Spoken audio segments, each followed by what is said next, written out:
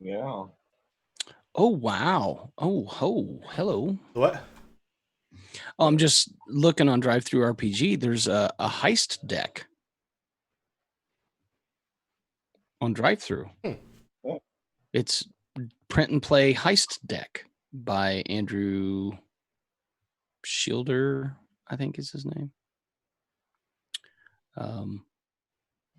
It's a print and play deck of cards designed to help game masters put together a heist on the fly. 50 obstacles, 40 important people, 40 treasures. That could be neat. Draw two people cards, a treasure card, and 3 obstacle cards. Then figure out which person is hiring the crew and which is the target. Decide on an objective based around the treasure and the mischief it might inspire. Pick a location for the heist and weave the obstacles into it. Foundation now improvises the rest. Huh. Yeah, because there's kind of in the back. I mean, it's sort of like leverage. There's a thing in the back that you can actually go through and roll out really quickly. Like, yeah, here's the heist. And like when I run leverage, I use the thing for that. Like pretty much always.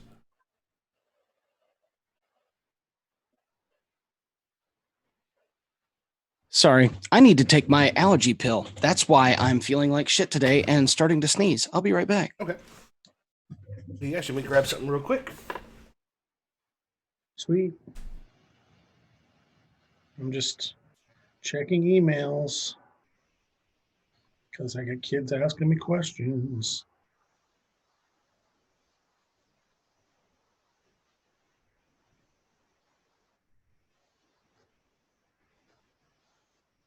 So was that email you sent that I didn't read important?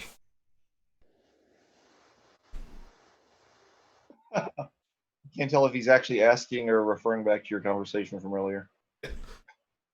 Yeah, exactly. Per my last email, corporate tease for what the fuck, dude? Why are you being like this? Kids still asking questions, and that's fine. That's what I'm here for. Yeah. But they're just they don't read the instructions first. They don't.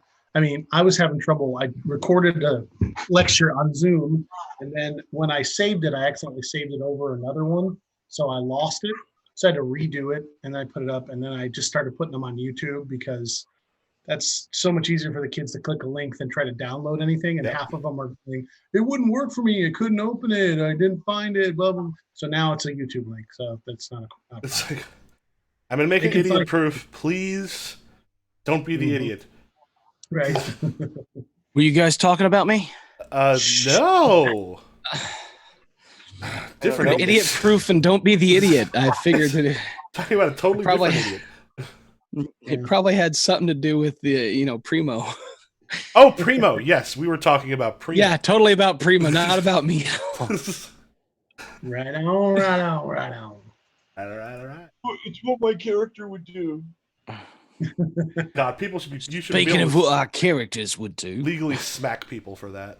I wish we could. That's why I'm being a complete asshole. Just Sophia, question. You have both a military background. What was the other one? Like quasi-academic. So did you go into the military or did you start in the military and then leave it? I went into the military and they sent me to the academy to become a medic doctor. Oh, okay. So you lucked out. Yeah. So, I mean, I didn't do much like actual warfare or anything, but still had the training and all that. Because I did. Yeah. I'm not a good person. I've been making decisions about my character. I've been doing some research, and there was the 36-year Unity War, and Skovland was the last island kingdom to be brought in to the Imperium, and that was only a few years ago, like 3 or 4 years ago. So which military were you in? Skovland. Skovland's military? Yeah, I'm a Skovlander. And I was fighting the Akarosi, and then our mom died, and we never specified how mom died, and then dad moved us to the fucking heart of the, well, not the heart of the Imperium, but the fucking Dusk Wall. And we were introduced to Conway, who's our brother. May have been the losing side. Still not convinced it was the wrong one. You remember how I was less than sad that your mother died? Well, here's why. This is Conway. It's a tragedy I your had a mom died. backup. But to be honest, Well, my children, I had a backup. They say never don't have a backup. I would save often. and heir and a spare. Well, this is Conway. Bye.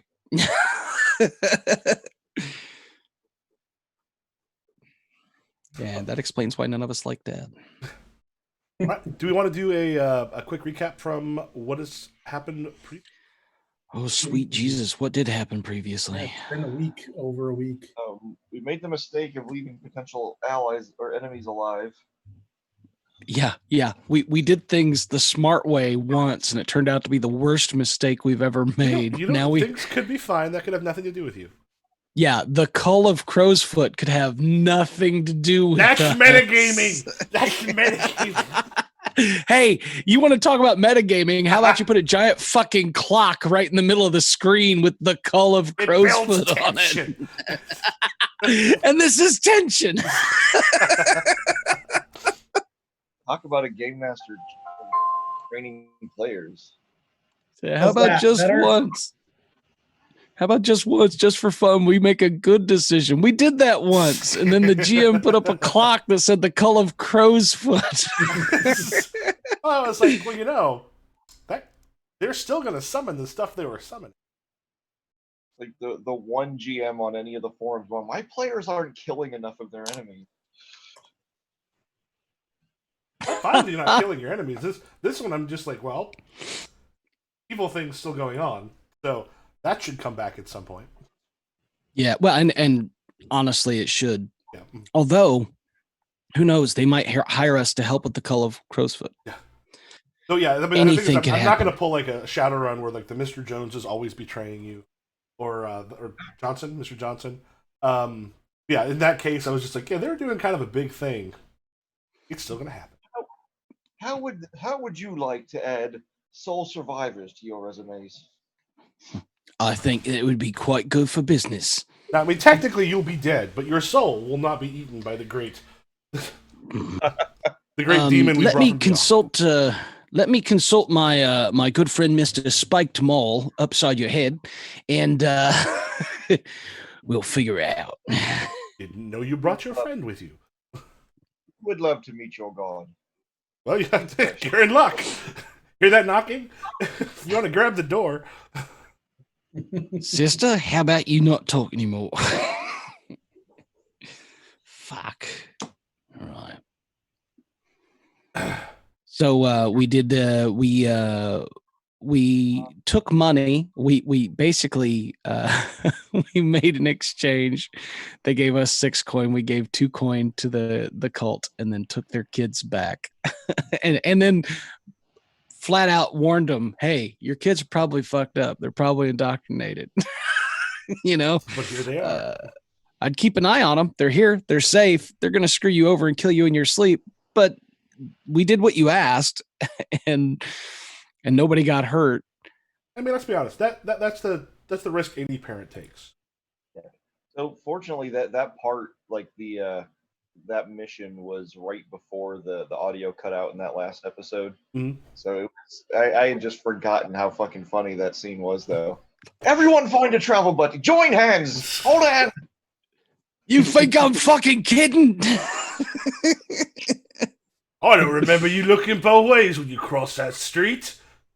You give her a bloody cookie. What's Mr. Maul have to say about that? You don't have cookies. Make him wear matching t-shirt next time. Church doesn't have cookies. That's right. You don't have cookies. No wonder they want to leave. Well, give her a carrot or something. Fucking nice, nutritious mushroom or whatever. Everyone loves those. So, but then we decided that the safest thing, because we knew that we were pretty sure the Foghounds were going to move on us. And we decided the safest thing to do would be to hit them first and wipe them out. And we did a minimal amount of scouting and then rushed in and with some amazing rolls once again fucked them up. Because when we turn our minds to carnage, apparently we are blessed by the gods of Scovlin And the dice. Yeah. and the dice. Oh, by the way, anybody still have wounds like left over from before? I do not. Let me check. I have 2 stress, but that's it. I have 2 stress. Because I didn't, with 2 stress, I didn't try and. I have no damage at all.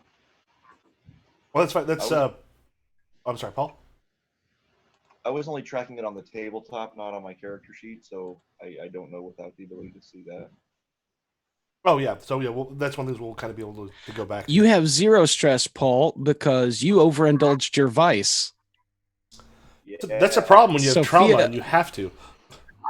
Sophia overindulged her vice, and and we picked up some heat. I believe was the. The boy had no permanent marks. I use words like overindulge. He learned a good lesson. Yeah. I do love the fact that you are now incentivized to get stress. Yes. Yeah, it's basically going, you know what you should do? You should push things. You stress. Should go stir the pot. So, with the destruction of the Foghounds, things have kind of gotten. Don't say their. We don't say their name.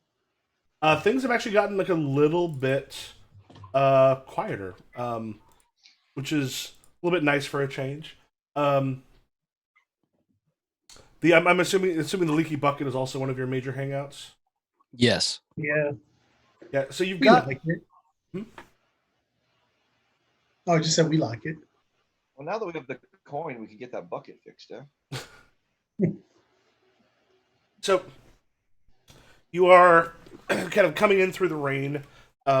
You've got you kind of go in. There's a smell of like cooked eel and like the mushroom, which, unless you have other ways of getting food, unfortunately tends to be like some of the major food groups in here, like things that can grow without much light, unless you are rich enough to actually have like these alchemical groves where they basically made kind of UV lamps out of like plants and stuff.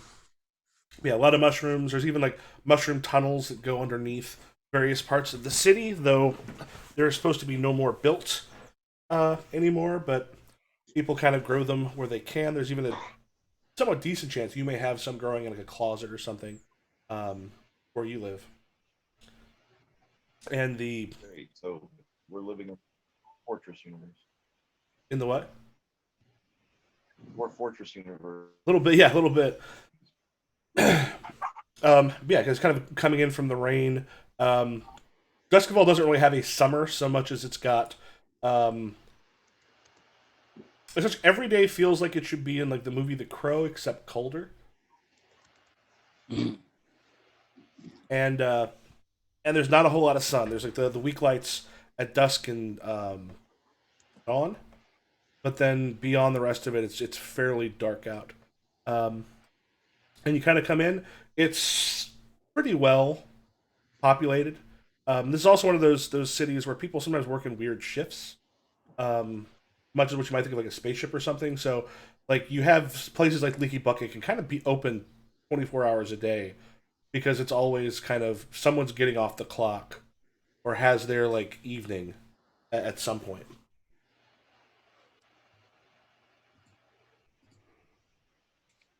So people are sitting around drinking. The Red Sashes, one of the nice things is so far the Red Sashes don't seem to have taken too much of an interest in the fact that you have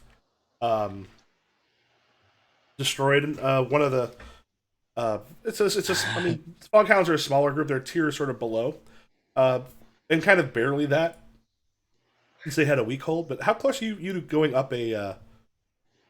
We are 3 rep from going up. So essentially 1 or 2 missions, and then the amount of money you need to go up. Yeah. We're on the cusp. The one thing, the Red Sashes and the Lamp Blacks tend to like they've got kind of their war going on, and you have managed to remain kind of outside of it, though you made nice with the Lamp Blacks last time, which was Did Yeah, that they were raise our part of. reputation with the Lamp Blacks? I remember. Because we're at a -1 on our faction sheet. It didn't necessarily raise it, but it did mean that like if you come into it fictionally, they still see you as like kind of smaller upstarts. But Okay, it does mean they kind of realize you are not stupid. good. So bringing it up will not be terribly difficult.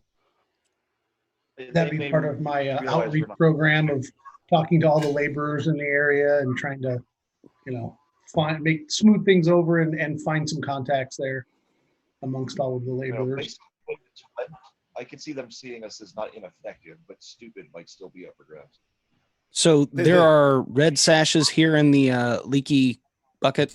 There's it's not unusual for a couple to be in there. I mean, the Red Sashes don't hang out there like exclusively, but as far as a few of them being around is actually pretty common.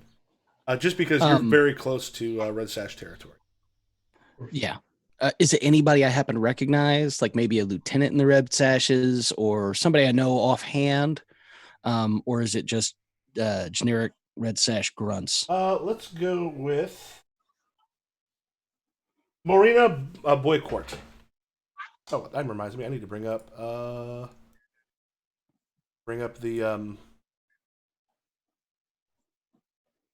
information on NPCs and stuff. Yeah. Marina Boycott, Boycourt, one of the Red Sashes. She's about Midland level in there, but it's supposed to be a pretty good sword fighter. Okay. Well, I walk in because we're walking in from the rain, right? Mm-hmm. Like most days.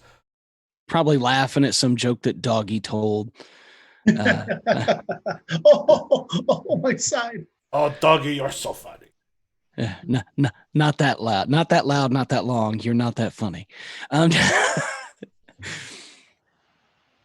Oh, well, right over there.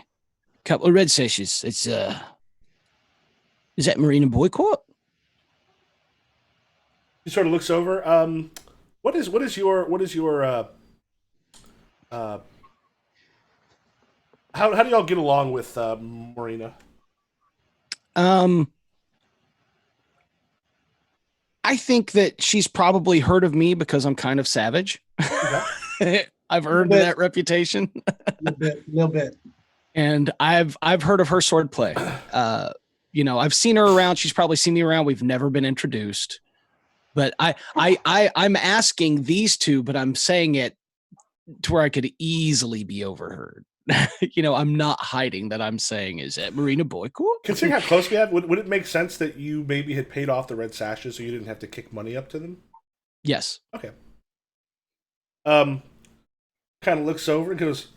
She kind of like holds up a cup and it's like the ministry. I need a bottle of beetroot liquor and 1, 2, 3, 4, 5, 6, 5 glass. I'm not good at math. Enough glasses for all of us. And an eel pie. Please, Martin. All right, so I told you about this like NPC deck that the decks of NPC stuff built that I have. Uh-huh. So you said, what's your relationship with? And what is that backwards? It's a secret lover. Randomly, secret lover. Use what That's you are. what Okay, I gotta go. Hold on. I'll be right back. Okay. I have a delivery at the door. Oh, no problem. He has a secret lover. Yeah, so were you two secret lovers? Sure. Haha, awesome. Is this a good encounter or a bad encounter?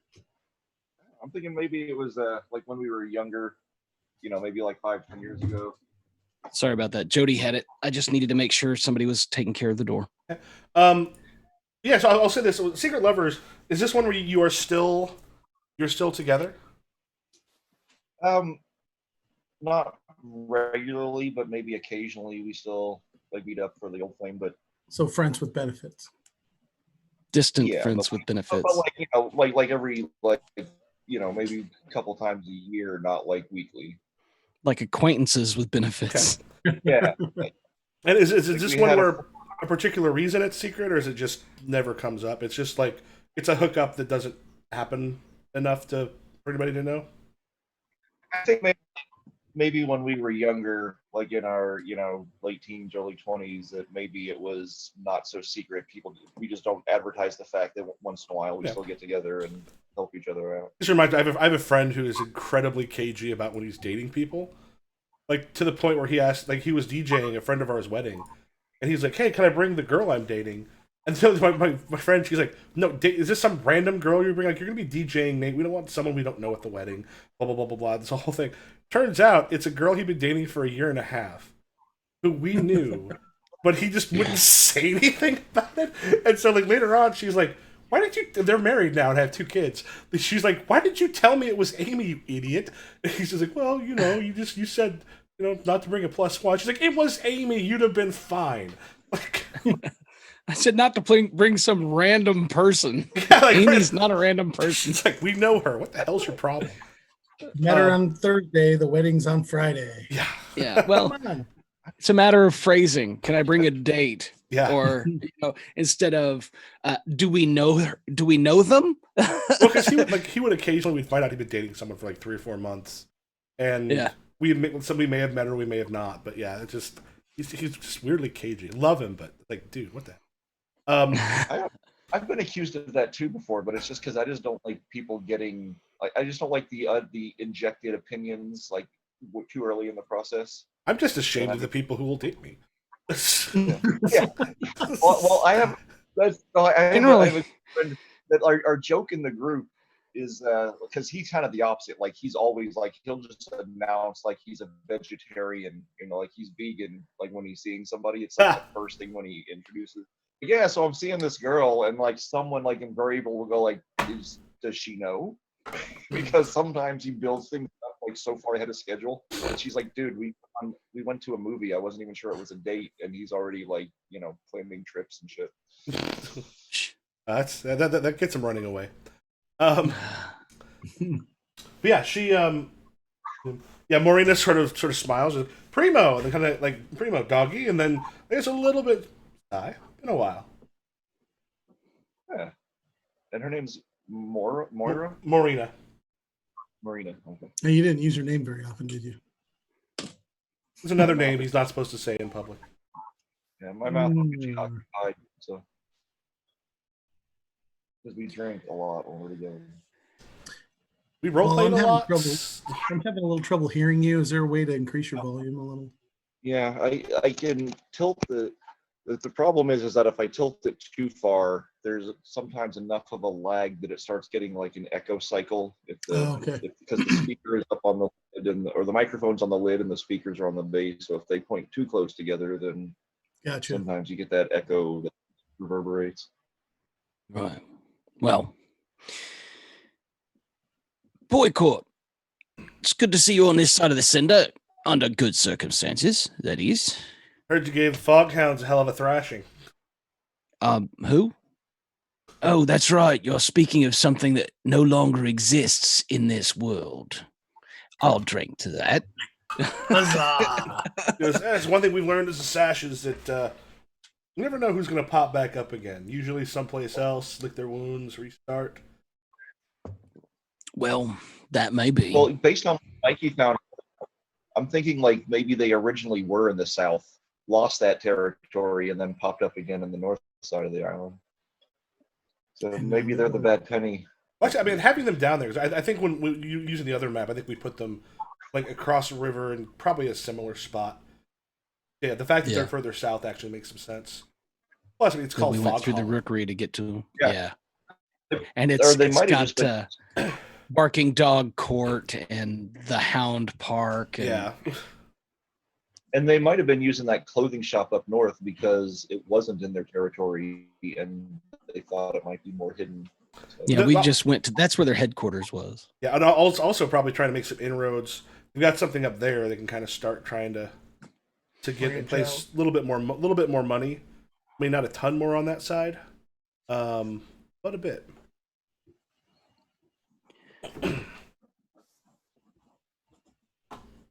Yeah, she's like, heard a lot of bodies dropped. It happens. I wouldn't say a lot. You Enough. fighting the Unity War? I mean, a lot of body parts dropped, from what I heard. Heard the bell ring You fighting the twice. war? Oh, the war? Yeah, did you fight in the war? That was a lot of bodies. That was a lot more body parts, sis. Weren't no bells ringing there. Just blood and screaming. Primo in his hair. Paul, you kind of went robot on me for a second. I said, like we're still combing teeth out of Primo's hair. Why do you see if the damned microphone got dropped down to 56% again? Yeah. Because it hates you. It's 81 now. What the? Just like So maybe that should be a little better. Yeah, she goes, Yeah. She goes, all of you fighting the war.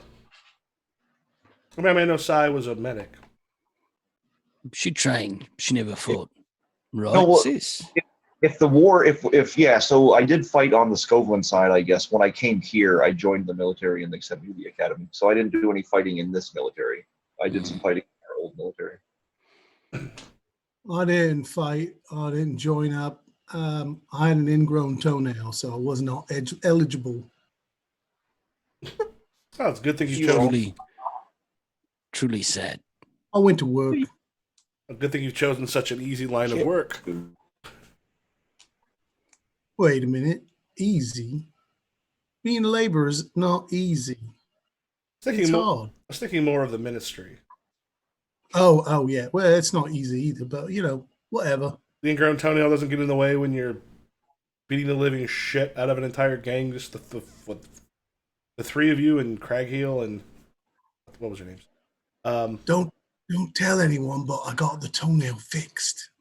Broke tooth and drudge. Broke tooth and drudge. Yeah. Yeah, well. Business, war, business. It's the same. And to be fair, they started it. We just finished it. So let's not make us to be the bad guys here. Yes. Anyway, it's under the bridge. No, really, we put the bodies under the bridge. You wouldn't be looking for a job, would you? Well, I would imagine that depends on the job, but, ministry depends on its coffers being full. And at this point, we'll ask, was there looking something for specific jobs you wanted to do, or did you want to get like a job for more money? Well, I take a moment to do a free flashback so that we can have the conversation, because I think that that Phineas has been talking to his siblings about the future of the ministry, and because I'm that we don't usually seek it out. Like until recently, jobs just fell in our laps. Well, there's probably been times because like now that we have all this, there probably have been times you've looked it out because you can get stuff that's usually a little bit more, like some money wise if you're working for people who need you to do something. Otherwise you're getting stuff for yourself, which can be great, but it does mean, someone paying you to do something is a good amount of money. Yeah, like I'm kind of thinking that maybe until recently we didn't even take ourselves that seriously as a gang. We were just like a group of friends that just gave ourselves a name just to be funny. And then people were like, "Hey, you want some money to do this thing?" And we're like, "Yeah." And it kind of grew from there. That kind of blew up into this. And then now it's like, well, shit. Now we've destroyed this gang and we've got all this territory that we can scoop up. Do we actually want to take ourselves a bit more seriously and be a real gang? Oh, wow. Okay. So that's why I don't really get along with Conway. You two came over here while I was still fighting for the Skovlanders. And you came over and you signed up for the military. You never fought on the side of the military, but I just got here like 3 years ago after the war ended. And I looked you two back up and we reunited. And I immediately didn't quite hit it off with Conway. But that's why he gets along with you two better than me. Yeah, you didn't spend as many years in the house with him, right? But Phineas thinks that there are two ways that we should proceed from here. I think With infinite possibilities, we can always just lay back on our laurels and do nothing. But if we're going to expand, I see two profitable ways. One, the military way, and that's the way I know. We fill our coffers, we get a little turf, we grow our cohort, we get more income, repeat as necessary, and we grow. Or the other, we keep pulling jobs, we lean on Conway to lower our heat, then we build up our resources, perhaps an infirmary, and then some income. So out of game terms, what his suggestion is, I've thought of two different paths that I think we should take. And if you look at our crew sheet, we've got lair and terrorized citizens right now, but either get the street fence or do jobs or both, and then get turf and either barracks. So we go from terrorized citizens to turf, barracks, fighting pits, infirmary, or go from lair to street fence, blue coat intimidation, and infirmary. Actually, if you want to lay a couple grounds, fighting pits. You want to, if you want to use this to at least lay an in-character reason to be able to gain a fence. As I kind of quickly put together, here's the possible job. A street fence is actually the person that I rolled up. Oh, okay. Yeah, so, but this is the discussion we've been having. We haven't come to a conclusion. We were just going to see what opportunities present themselves and then make a decision. Yeah, I'm saying in this case, this would not be the get the street fence thing, but this would be money and then a in-character connection to a street fence who you might be able to then kind of win over. Yeah, and I think we probably leaned pretty hard on Conway recently. So he's probably tapping out his favors right now just from the fallout of what we asked to do last time. So maybe we give him a break for a while. Well, as an army, we need information systems. Of course, those are vital, but most important is money in the coffers and bodies in uniform, so to speak. And you can't get the bodies in uniform without money in the coffers. So the first thing, no matter what we do, we're going to have to get money somehow.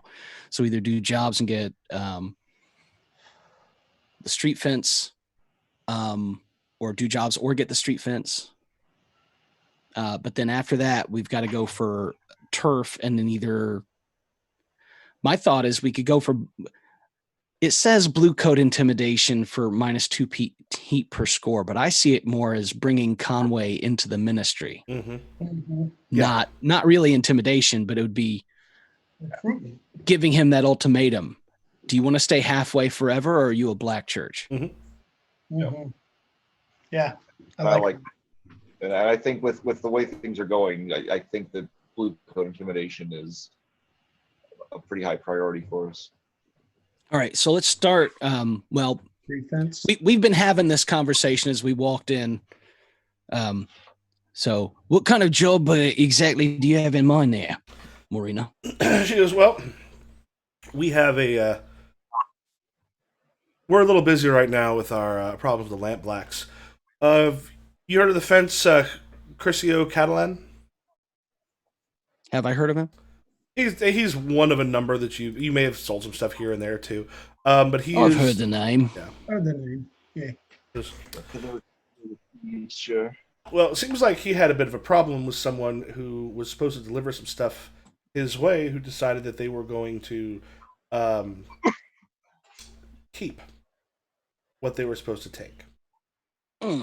So, one of the things that he had been talking about us to do that we really don't have the manpower to necessarily throw his way right now was to make sure that this person had any of the things that they had that was not just what this person had stolen, or rather not delivered, but also anything else that might be worth some money there to teach a bit of a lesson.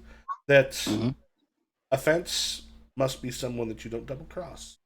So you want us to take back what was stolen and charge some interest? Yep. Got it. Now, he's not what he's not looking for is some death. Oh, they're extra. It's kind of a premium service for us, not killing. What about, and merely as a hypothetical, I put this out there, professional to professional, grievous bodily harm. Grievous bodily harm is not death. Then I think we have an accord. What does this, I hate to be indelicate, pay? You'll have to talk to him about that. I just know that it was something that we were looking for maybe some other people to take care of. A bit of it, there'd be a small finder's fee, but that's handled through him. Crescio Catalan it is then. We'll seek him out on the morrow. But for now, I need another bottle of this beetroot liquor. Huzzah! It tastes red. So say, have you moved on to red this week? I was trying to think of some sort of like beets grow without a whole lot of light. They grow underground, right? So if they made beetroot liquor, I don't even know if they make beetroot liquor. Sure, beetroot liquor is the thing because why not? It tastes like dirt. But, I'm sure it's got sugar in it, and you can make alcohol from it. So beetroot liquor is the thing now, and invented at the Leaky Bucket. I'm sure there's somebody out there who can make us some beetroot liquor. So here's something we're trying this week, half price. Oh no! It's a thing. Winnaker Red. It's a one-of-a-kind liqueur packed with 100% beetroot juice combined with beetroot distillate and beetroot extract, all made from the highest quality vegetables. Nice. Is it from Fruit Farms? I don't know. It's Winnaker is what it is. What's the farm in Abe's Odyssey? Oh, I don't know.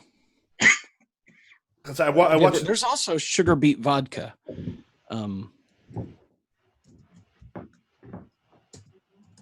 We need to grow our gang to the point where Rupture Farms. We seek out the fence. We say, all right, well, send him here. We'll talk to him. You are not at that level yet. We are not. Yeah, we're nowhere near that level yet. You are almost tier 1 weak. Yeah, we're not halfway to that level yet. It's not even close. Tier 1 week coming soon. So it's time to drink. I have already ordered an eel pie. I don't know. I don't order food for them. I'll order drinks to share, but I order no food for anyone but me.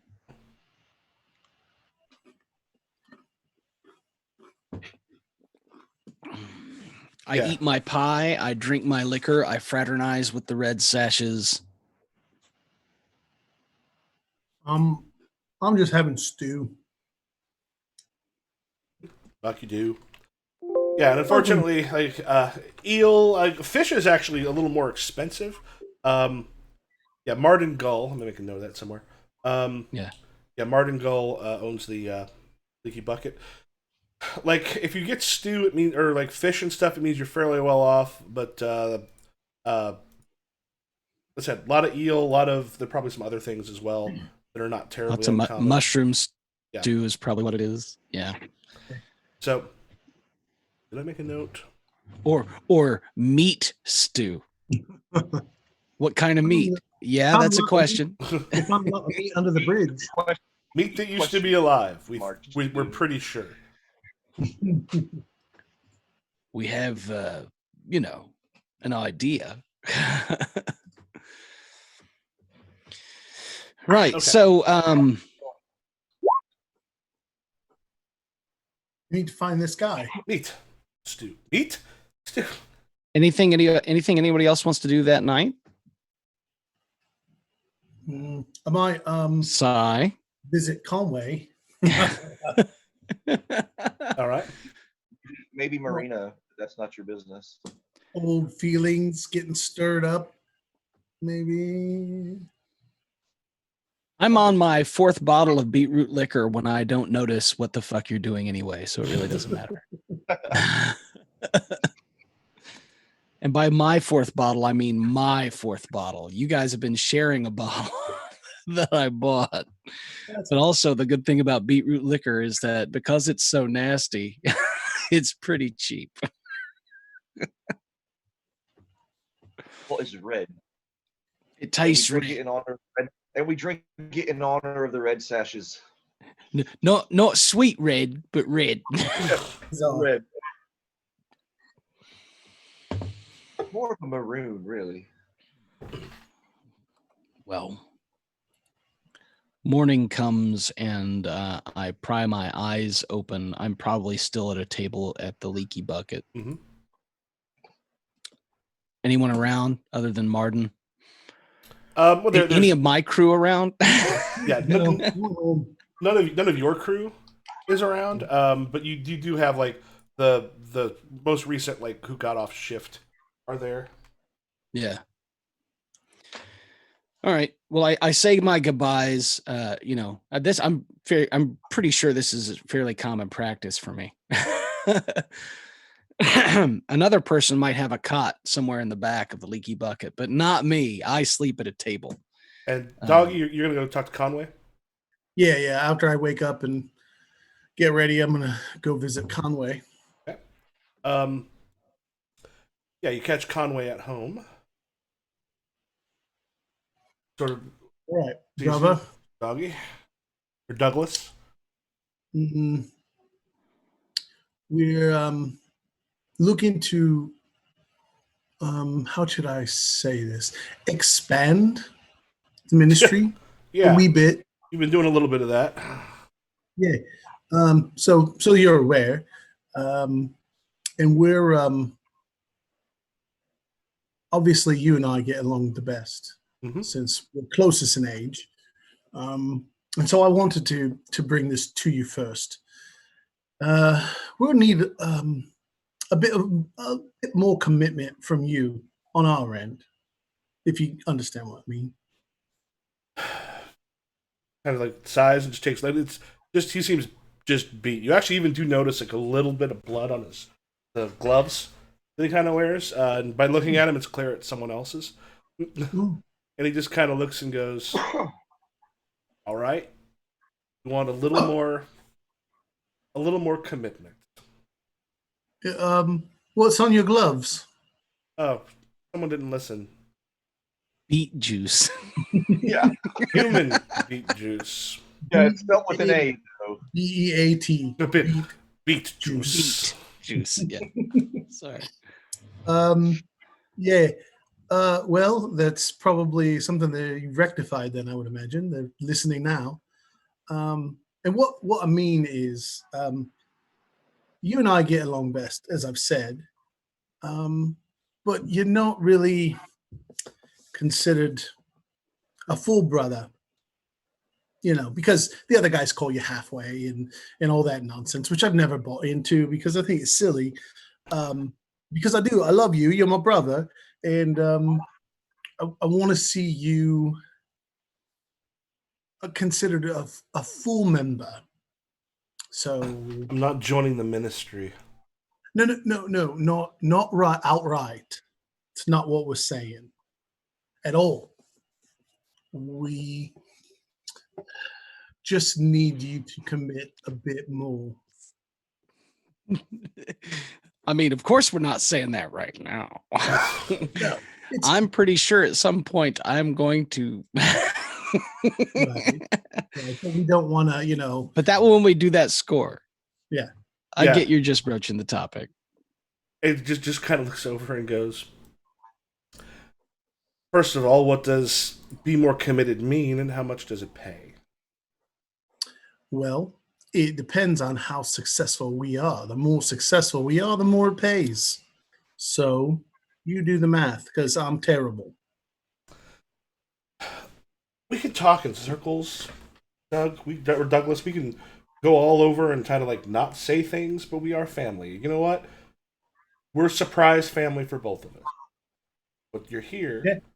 I have given you jobs. We have Yeah. looked out for you. When Primo decides that other people need to pay for the fact that Primo can't keep his shit together.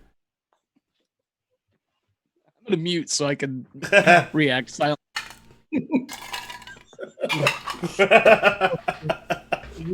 We know Primo has his issues, and that's fine. But I understand all of what you're saying, and I don't want to talk in circles. So I'm just putting it out there right for right now, and we will talk about this another time. But until then, I want to leave you with a bit more of a payment, a bonus, if you will. And so I give him a little bit of my stash, like half of a coin, half coin. Mhm. Is that possible? Can that work? Not a half coin. You can give him one. Give him one or nothing. Yeah. Okay, One I'll give like him, RP amount. I mean, you can give give him them a like bonus. an RP. Wait, out of your stash? Because if it's going to be No. out of your stash, you got to take No. two. No, I'm giving it out of my coin. Oh, okay. So now I'm broke. I really wish I'd been recording what I was screaming as, because holy shit, I'm pretty sure I said cockwomble at least 3 times. Who's that I cockwomble? like the idea. Like if this was a TV, this is the episode that's like the Office confessional style. So like while they're having that conversation, they cut over to Mikey, just like, oh, yeah, but it is muted. It's just bleep bleep bleep bleep bleep. That's some of the bleep bleep bleep. All right, and so after I It give just the cuts coin, back. That went well. I give him the coin and I just say, just think about it, and we'll be in touch, brother. All right. Just kind of looks and goes, you know, I've been helping you where I can. Yeah, you might have to help us where you can't in the future, but we'll talk later. Depends on what you're asking. Of course, always case by case basis. Okay. Oh, by the way, that 46 I rolled earlier, that was to set up the job. Oh, I figured it was. Yeah, is that what I think? Sai put in like, what the hell was that? Yeah, the tables. Well, because it did it as if it were adding it up, and I'm like 14. Holy shit! But yeah, that's probably the tables in the back. Yeah, all I needed to see was just Right. 3533. So I snap at what's his name, at Clinks. Clinks, go find my siblings. Get them to the grotto. All right. Yeah, Clinks like kind of runs around, catches up with everyone, lets them know. Go to the grotto. When you get there, I'm cleaned up. I've got nice new shirt, nice vest on. The way I normally do: collared shirt, rolled up sleeves, sharp trousers, my military boots, my vest. I've actually combed my hair, which is starting to get long enough to need combing, because normally it's like a high and tight, and it's a little bit longer than a high and tight, but now it's starting to get tousled. So I'm gonna need a haircut soon. So, Need to find a barber I trust with a razor to my head. I have a there's like a basement like over here somewhere that like kind of broke into the canal, so it makes like this little like grotto. And I'm thinking that's where Marina and that was like one of our hiding spots. So I think with the leaky bucket, like we have a little signal where like if there's an empty tankard on the sign outside, that means meet at the grotto. Because otherwise, I think I wouldn't have been able to be found all that easily. So Clinks is like, I couldn't find her, and out of the darkness, here comes Sai. all I know is I went to her place. There was a sock on the door handle. And Marina, here comes Sai and Marina out of the darkness. Since when do you hum when you walk in? Right. What you need, brother? What's the hurry? We've got a job interview today. We've got to talk with Chrisio Catalan. That's why you cleaned up. Oh, okay. Makes sense now. Oh shit, undead, roll for initiative. You see him in that's meta knowledge. You see him in Chipper Spirits there, sis. Oh well, slept well for a change. Good. Whatever you took before bed, take another. Not right now. I might need you with a bit of an edge. Yeah. Right. Where we meeting this fella? We know roughly where Chrisio Catalan works, right? Yep. If you look just south of the probably not south, that's probably a different direction, but from the way we see it, south of the Red Sash territory. Uh-huh. That's where the fence is. Oh, there we go. In Bagley. Yep. Oh. All right. Well, we're going to stay well within Red Sash territory since we're on good terms with them and just head down Flint Street.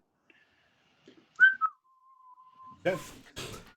Heading through, and you see like a number of the sashes hangar. No one really seems to kind of give you a second look. Because I'm assuming you're not loaded to bear to go talk to the fence. No. Roll initiative. Yeah, as you kind of just head straight down Flint Street, and then across into Curcio's a fence shop. It's kind of an old curio shop, like a variety of different things that are a lot of junk, but sort of like hidden amongst it. You know, he keeps things that are worth a bit more. Like, to be honest, as you walk in, you're pretty sure most of the things that are here have been here every time you've come in, and you've probably come in over a span of a few years, and the chance of many of these things even moving seems kind of low. By the way, I looked at the map, and that is south. Oh, it is south. Okay, cool. This map is positioned as north is up. Oh, nice. Okay. So, yeah. Which actually, the little inset map we have on the other one is actually going to be correct. Like, you look at it and go, here's how we go. Master Catalan. Kind of pokes his head around. Just sort of just like he looks eternally tired. Every time you've seen him, just kind of like drawn and thin, and like you may have there are people you know that have had bets that he's gonna die for like a shockingly long amount of time. And just sort of looks with his just sort of tired eyes and goes, "What brings the ministry in here? Recent haul?" Have you a moment to speak in private? Just kind of looks around and goes, "You ever seen anyone come in here who's not coming in to deal with me on the level you are?" Well, fair enough. We heard through Marina Boycott that there was a shipment you lost that you might have expressed some interest to the Red Sashes in recovering. Yes. Glad they managed to find someone. However, we're not trying to murder the person. That's right. Okay. I've already made clear the differences with Marina Boycott, or the finer points on the subject. As long as there is no death involved, we're good. Oh, if you don't murder him, there's going to be a clock about some fucking god coming up out of his ashes and fucking eating you. So you should just kill him while you can. I'm just saying, I love that as a consequence. Not dead, gods will arrive. We don't want a god soul game. But let me ask you, Curcio. May I call you Curcio? Another name you call me, I don't want to hear it.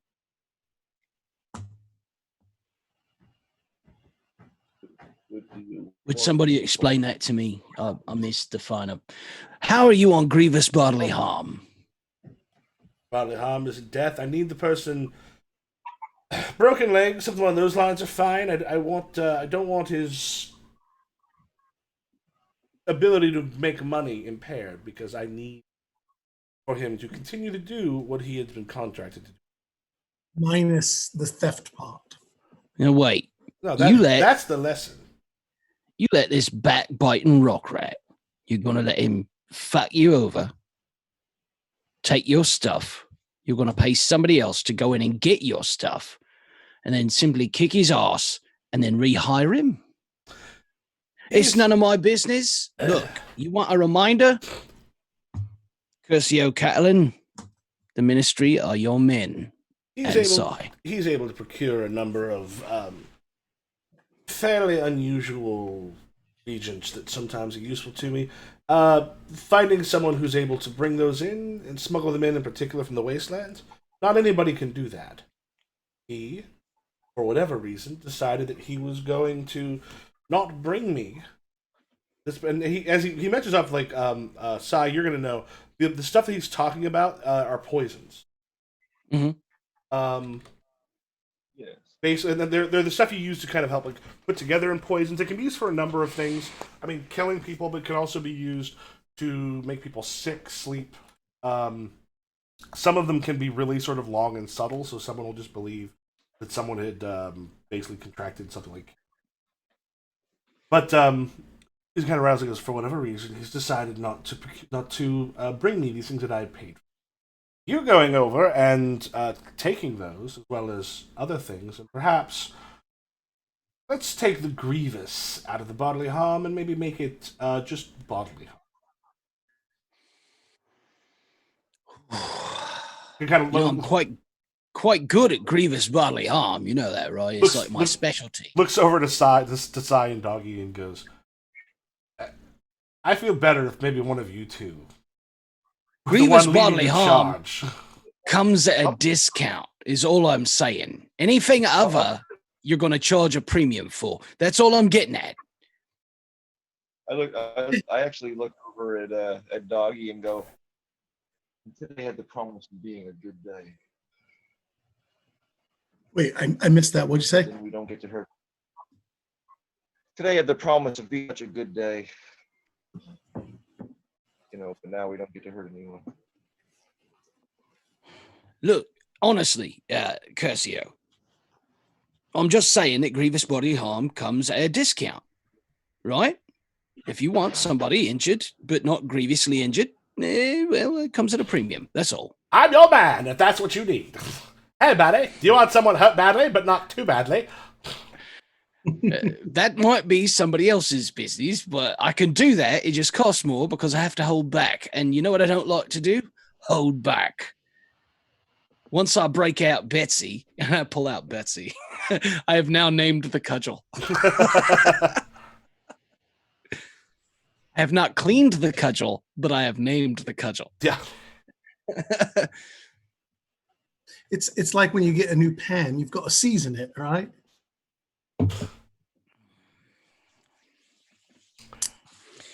So we're just going to re-educate, right? That's what you want. You want him to be retrained, if you will. Master Catalan, who are we looking for? Ecclesio Mirabito.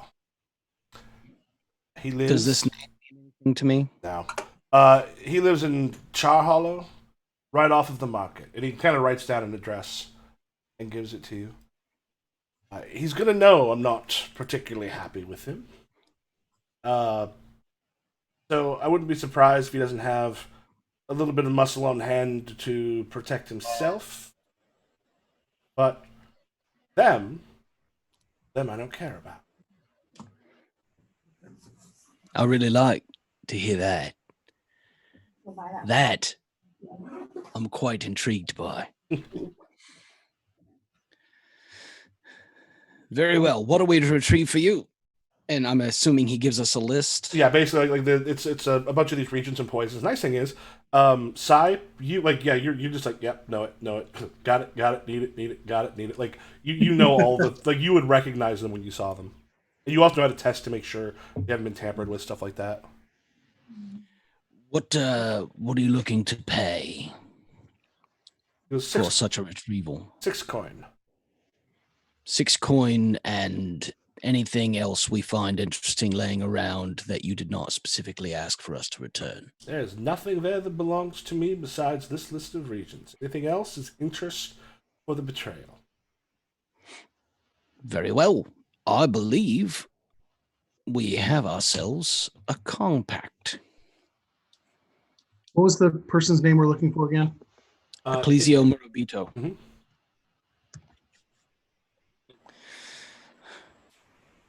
We shall see you soon, Mr. Cattleman. I probably butchered the spelling, but I put him on our crew list. It just says looking for Ecclesio. Okay. All right. So, do we want to? Here's the deal. Your crew list. Yeah, on the crew underneath, there's like where clocks is. Oh, okay. I've been reading a couple of notes. In the notes, he put looking for Ecclesio. So here's the deal. Do we want to do any recon on this, or do we just want to go fuck him up and take his shit back? I like the second part. I like the latter choice. It almost guarantees, I have to tell you, if we do it that way with no recon whatsoever, we're going to go in a desperate situation. It may be controlled through through no planning or it'd be sheer good fortune, but I think the best we're going to hope for at this point is risky, but It seems pretty straightforward. Let's just go. We're going to Char Hollow. We're going to the address right off the market. Yeah. Pick your load. I'm picking a normal load, which gives me 7. Unless you want to go loaded for bear.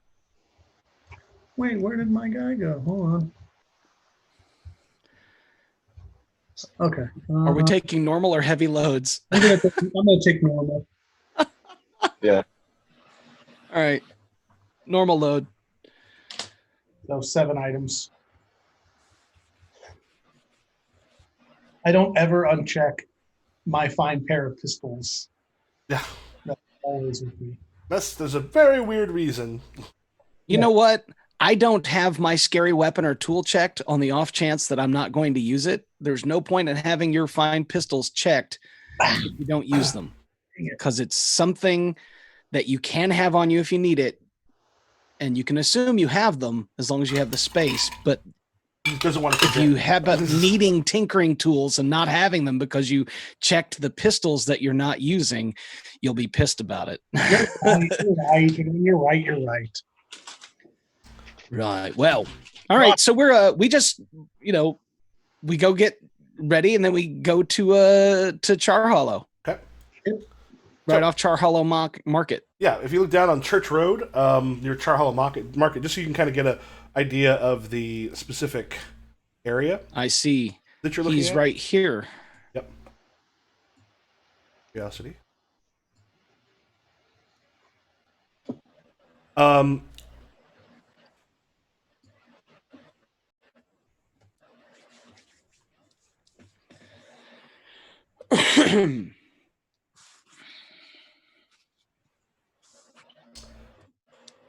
So, how are you? What is your approach? You going in guns blazing? Are you? Well, we didn't do any recon. We don't know if there are any back doors. We didn't even ask around about them. So we're either going to kick the door or knock on the door. What do you guys want to do? Kick the door? Yes, we kick the door. All right. I kick the fucking door. Got a door? Well, kick it. That's my job. I'm the door kicker. Good. If I kick the door, you can have your precious little handguns out, ready to kill anybody under this. I mean, cause bodily harm to anybody on the other side of the door. Okay. So what I'm going to do, let's move us back to the kind of our main landing page. Mm-hmm. So here we've got our information. I'll also throw other clocks and stuff down there as they are needed. Actually, it'd be cool if you take a second to just eat real quick. Bio Sure. break. Quick bio break. Okay. We'll do that too.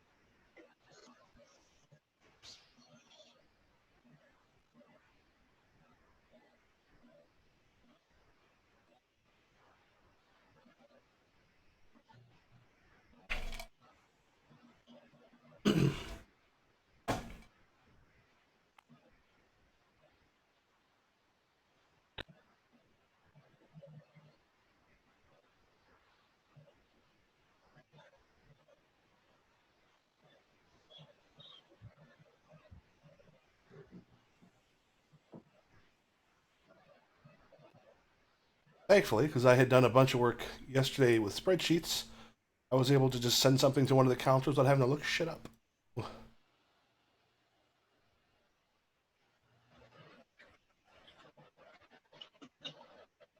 Well, that's good.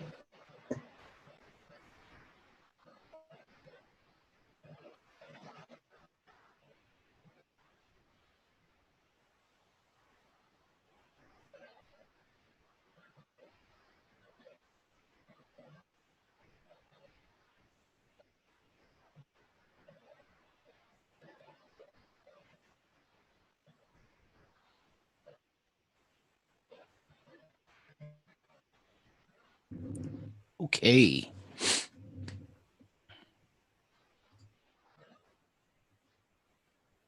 This is a bad idea. We shouldn't have just done nothing. He imports poisons. This is a bad idea. Yep. I'm gonna have to kill somebody. Well, how's your game of Blades been going? Stopped. They just couldn't get into it. They don't get the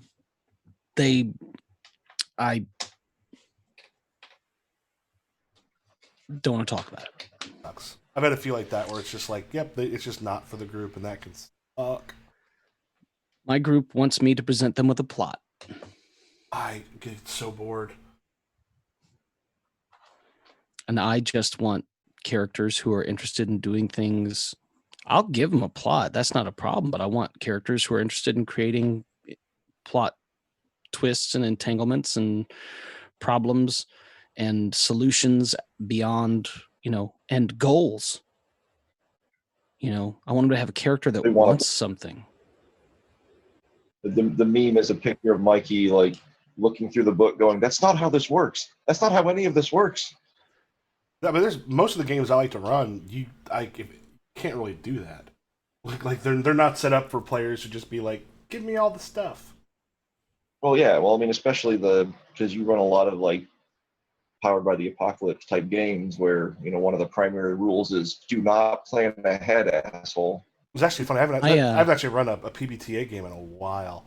But yeah. Technically this is powered by the apocalypse, but I mean, yeah. No, I may have in a discussion with them said, I need to know what you want in a game. And it needs to be talk. And it needs to be more than, whatever, I'll play anything, because you won't. You don't want to play anything, and I get that, but I need to know what you do want out of a game. And I might have used the word spoon feed a few times. I'll keep track of like background world stuff that are consequences of what they do, but I don't like coming up with here's the story we're going to be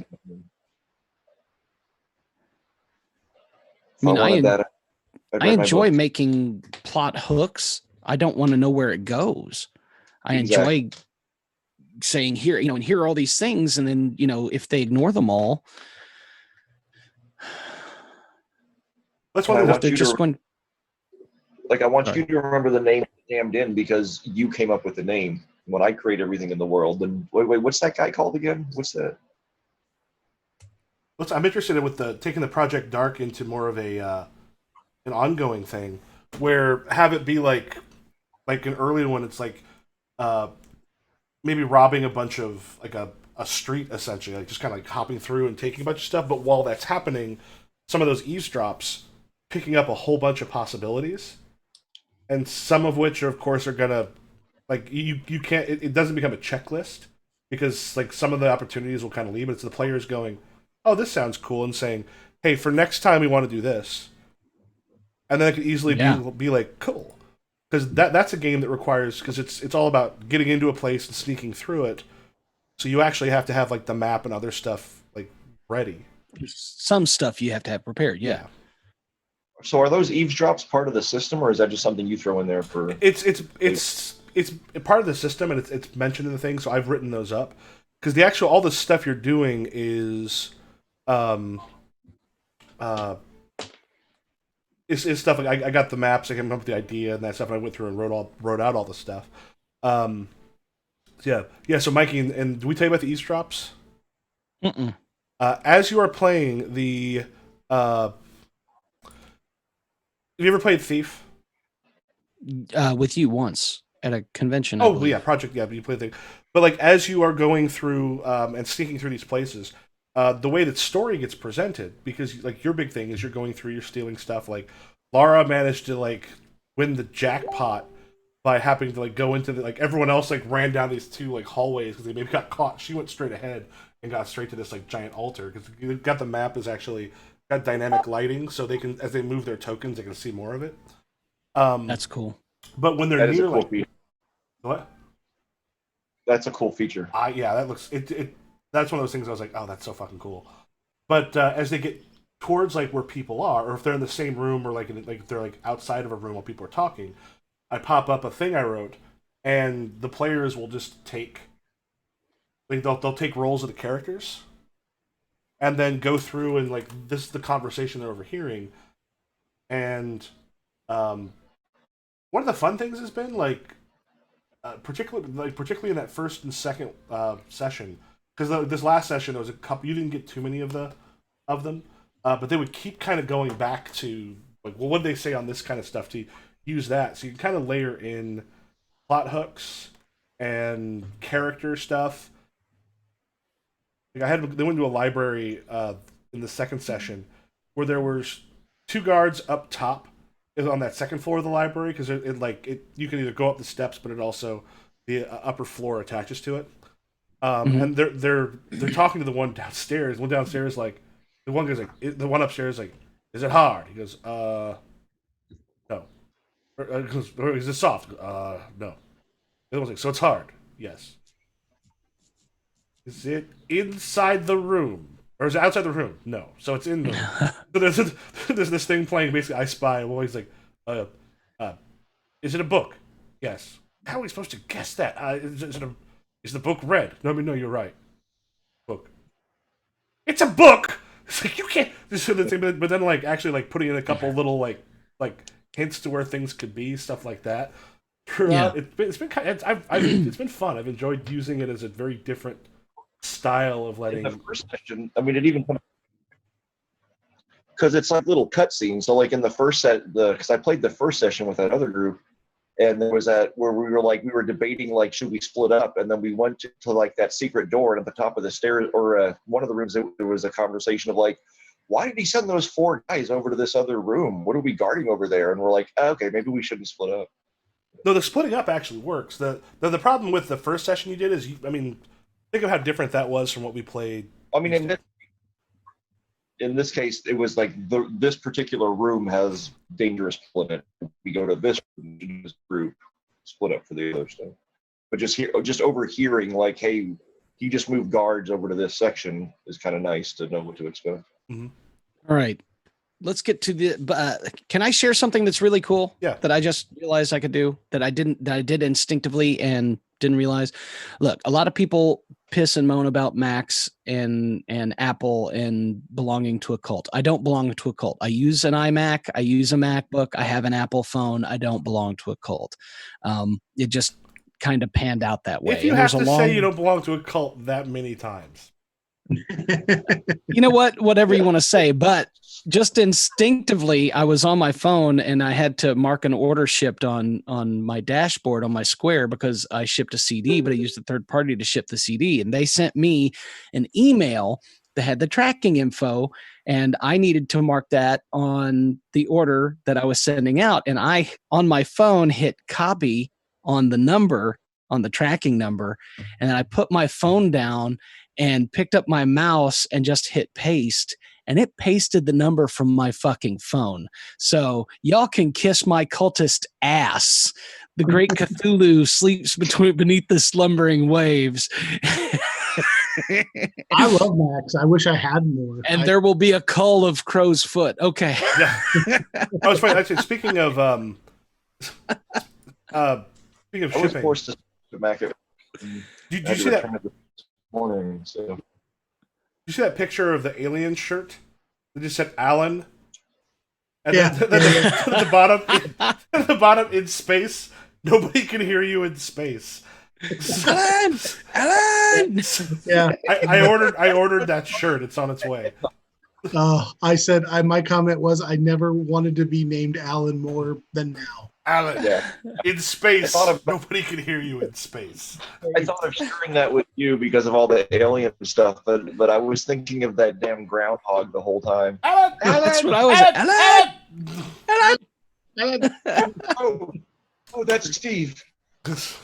Okay, so your engagement roll Is bad, base I'm sure. fortune is 1 die. Your major advantages are We're stupid your as major shit. disadvantages.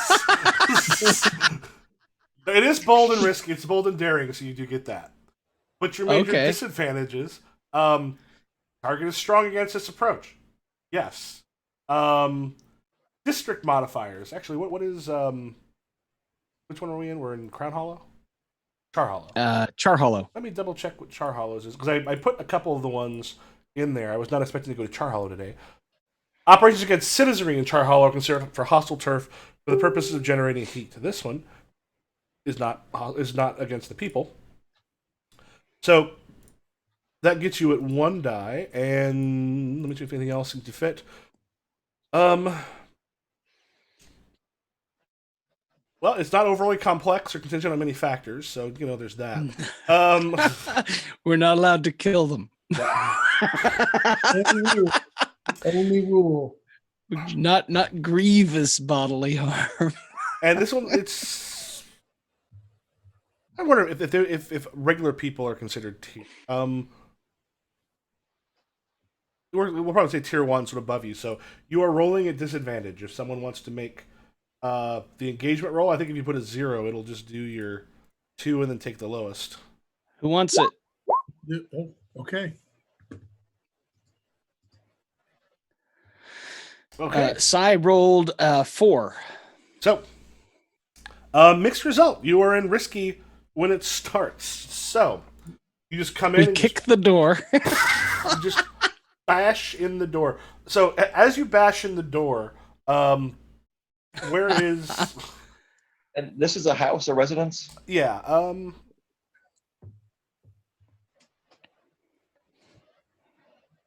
yeah, we can kind of go. I'll just do a real quick... whoops. Damn it. Fine.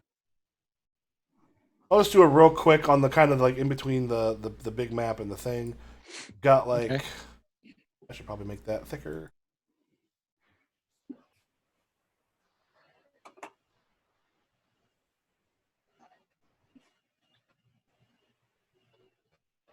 Oh yeah, our map went away. Or is that just me? No, you're on a Like different one at this point. I can read. You take the lowest result above. Yeah, so it does make it risky. So as you first kick in, there is the door itself. There actually are what look like 2 kind of local toughs who may have been hired, who are there right now.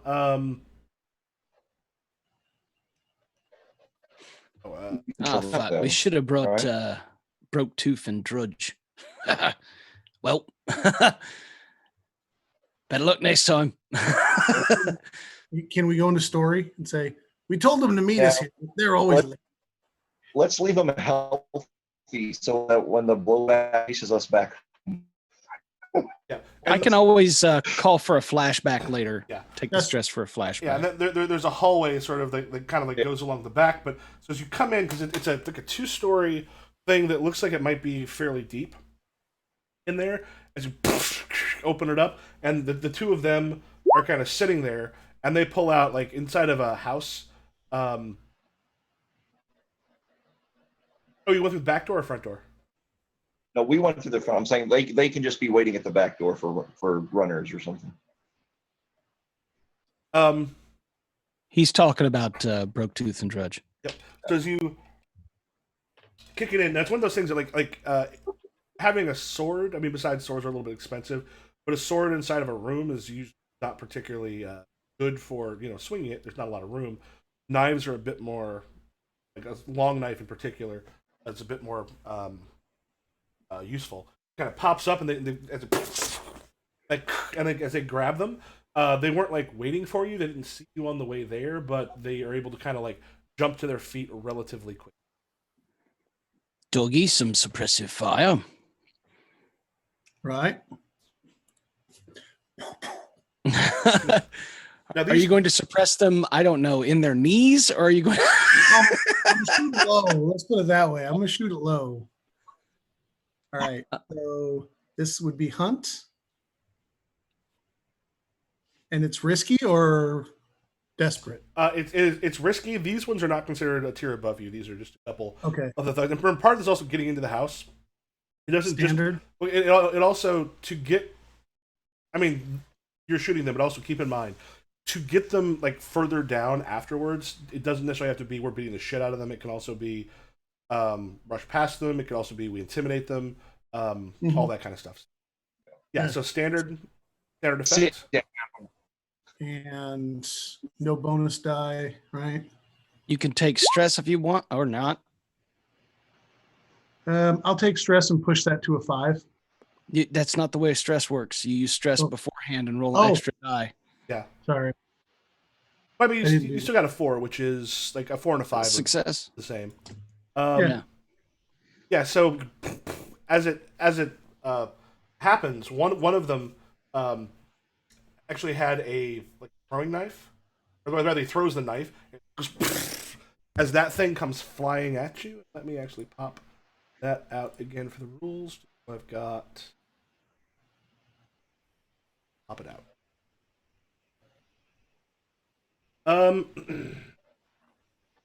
We'll say you manage to kind of catch them. We'll make it so it's got reduced effect. So it is going to move that forward 1, but it is not going to kind of do the standard 2. It doesn't actually like the knife doesn't actually strike you, but that second shot goes a little bit wide as you fire. Okay.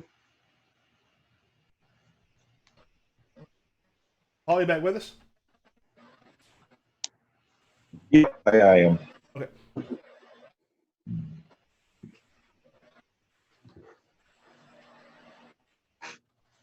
So which one is theirs? Are there 2 different clocks here? Oh, theirs is this one. In the Okay. house. The other one, I see all these clocks up here. yeah. The other ones are the. These are more of the. Let me just kind of throw those up. So I know what the simple clock is. That's me and Grist's relationship. Yeah, I'll throw the kind of longer term clocks up there. Okay. Cool. This, as far as getting into the house, is the one that's y'all's. All right. I am unless side. Is there something you wanted to do, or are you? Oh. Paul's having some Did trouble. Paul depart again? I think so. Oh, can you hear me? Dunk, dunk, dunk, dunk, dunk. I'll go ahead and Go and see if that helps. Oh, there you go. The clocks don't have labels for me anymore. Is that? Yeah, I'm not. For everyone? Either. Oh wait, is it the other ones still have labels? None of them have labels anymore that we can see. I wasn't sure because on the left, like the territory is marked, but on the table, but the map isn't underneath it. So I just wasn't sure. I see. Getting into the house is marked. Yeah, I see them now. Yeah, I just had to go through and put control by everybody. Oh, okay. Okay. So, Sai, is there something you wanted to do, or are you going to let me take on this? I'm just going to say sit down. You're going to command them to sit down? I'm going to command them to sit down. Okay. So that is so the 3 of you coming in, firing, and there's being 3 of you and 2 of them. I think you're going to have a bit of a standard effect on here because like it's what you're doing is not terribly intimidating, but you got some backup. So it'll be standard effect and risky. And since I have to accumulate some stress, I'm going to give that a bonus.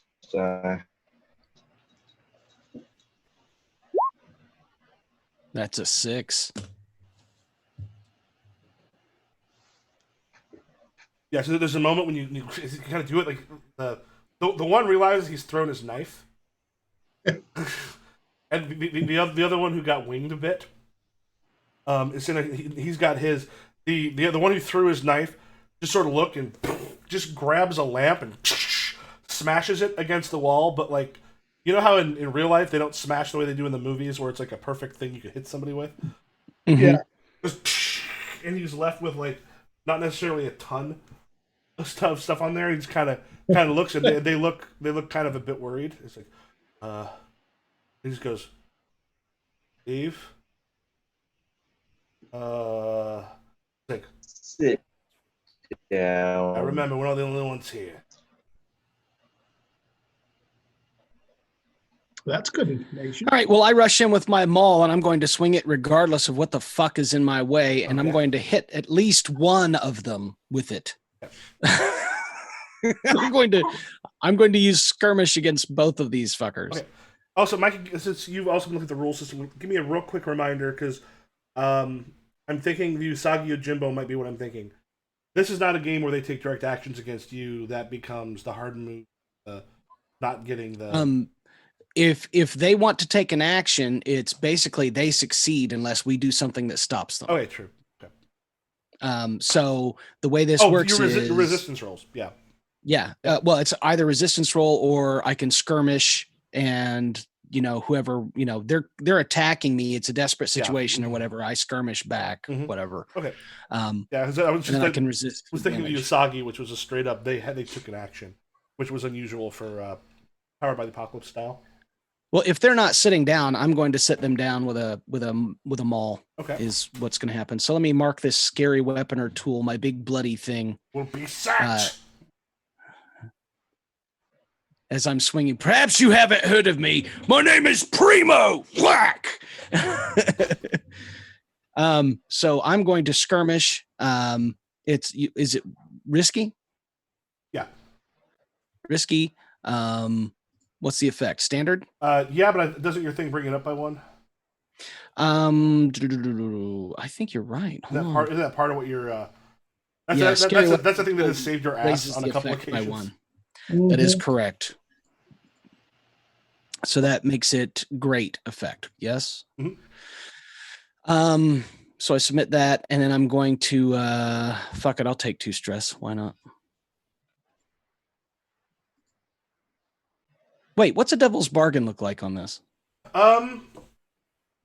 Before I just randomly take stress. Devil's bargain means you are going to prematurely awaken something from below. I'll take the 2 stress. You know what? No, I won't. I'll prematurely awaken something from below. Okay. I like our situation not being that great. But that means I get a bonus die, and here I go. A 6. Somewhere off camera, Cthulhu yawns. I got a 6 with great effect and a maul. All right. 6 with great effect and a maul means, and again, there we go. The 3 ticks. 1, 2. Looks like we're in. Like again, tell me what happens to these two as you maul the shit out of them. I was like, my name is Primo, and my sister said, sit down. And I just sweep their legs with this spiked maul, just crushing them both right across the knees to where all they can do is just fall down on the floor hard and probably screaming very loud. Yeah. In pain. That's grievous bodily harm. They can't do work for a while. Other people can do work, but not these guys. These guys are going to be laid up for a while. Should have sat down, loves. You do what my fucking sister says. Oops. Huzzah. It's just and like it makes a decent amount of noise. As one of them kind of like knocks over part of the a thing that's sort of next to him. And you hear like this. There's just this like it's a rumble that is not physical, that you can sort of feel from below. And this is not good. Yeah, just this sort of almost say what I think of almost like a sound wave. Like if you're standing like near a giant speaker at a concert, that just sort of like the thrumming that hits you as you, and then you hear Oggy, sigh. What is that? Then you hear something. Normal. There's like this little bit of a screaming sound. It's very faint, but sounds like it's like just behind your ear. Which is hilarious if all three of you look in a different direction. I do not like devils. I do not like devilry. Not afraid of spooks. I'm not afraid of spooks. I'm not afraid of spooks. Well, I'm not afraid of them. I just don't fucking like them. Okay. Does anything move in the room? Not in the room. Did you say it sounded like it's behind our ear, but it felt like it was beneath us? Well, you kind of felt the thing from beneath you, but that like little bit of a scream is almost that like after image scream. Like it sounds like it's almost coming from behind your ear. And the thing is, if each of you happen to kind of take a quick glance, you might notice everyone's glancing in like a different direction, just because you have to be maybe facing a slightly different way. It's surround sound. Yeah, so it's just this weird thing that's almost at the back of your head. It's this like very faint scream. If you played Dishonored, it's like when you hold the heart, there are those little like faint screams and such you hear.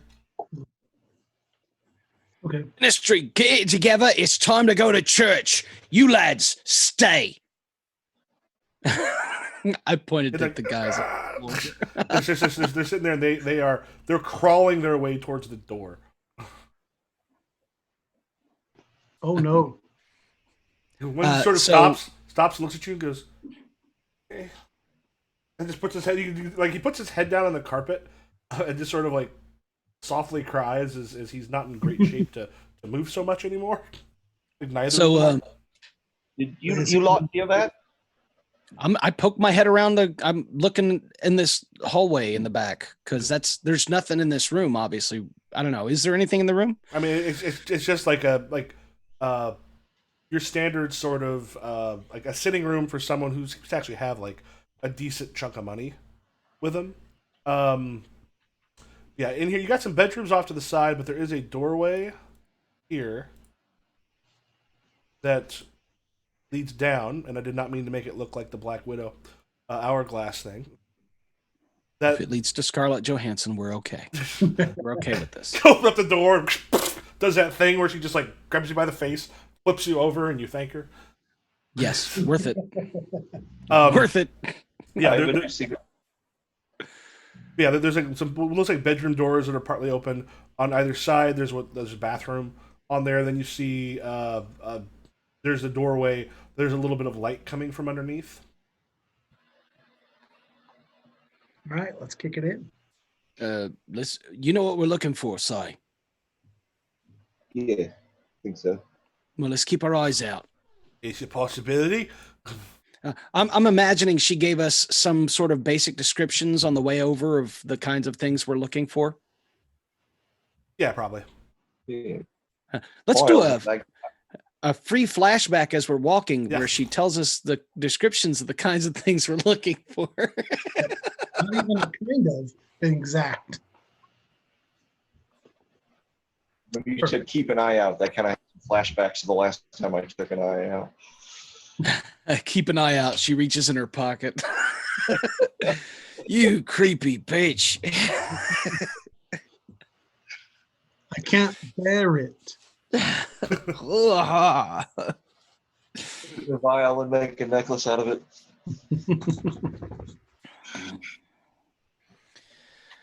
Oh, that's a clock we don't want to.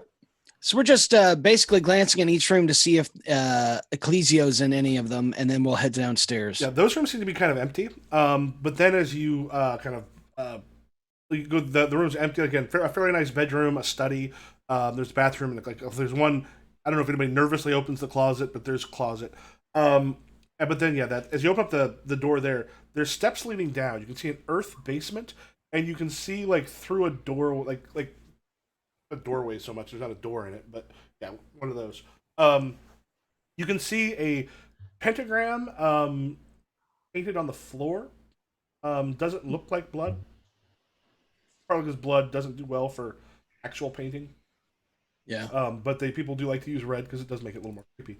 Um, down there, but as you're sort of looking down, there's nobody you can see from where you're at up in the stairs. Fucking devilry. Right. I'm going in. Cover me. And I head downstairs. I start reloading. Well, I'm assuming you had already reloaded. Oh, okay. All right, good. And Paul? Because I didn't assume. Yeah, let's go downstairs. All right. So, right as you come down, and like from the stairway, because the stairway kind of goes down, and there's actual like walls on the side that it opens up onto this like earthen basement. Your character is probably smart enough to realize you heard something below earlier. There's a pretty good chance they're on something's there. Either side of that coming down the basement. Yeah. And sure enough, on both sides, you do have people as you come down. Well, then I guess that am I able to get past them before I have to engage them, or do I have to engage them right there at the bottom? Well, no, it depends on what you do with your roll. Are you like trying to move through? Or are you are you engaging them as part of the attack? Because as far as the fiction goes, it can be you kind of coming down, moving if you're attacking, or if you're trying to run past them. I knew there were people going to be at the bottom. I'm ready when I see them. I'm going to lay into them. Yeah. Do you rush further in the room, turn around, or do you just like right as you come around the corner? Right as I'm coming around. Okay. You pick a side, and thankfully, it turns out very quickly you realize it didn't matter which side you picked. Yeah. Gotcha. So I would go ahead. So the ones down here are, because you are still 0.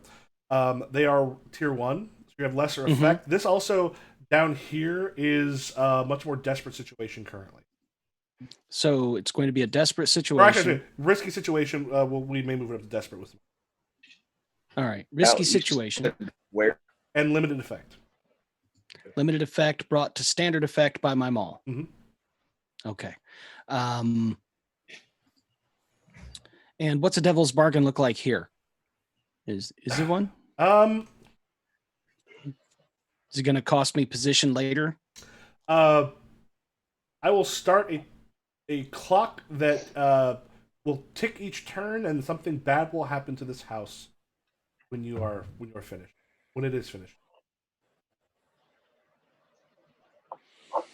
Essentially create a timer. How big of a timer? 6. I'll take the stress. All right.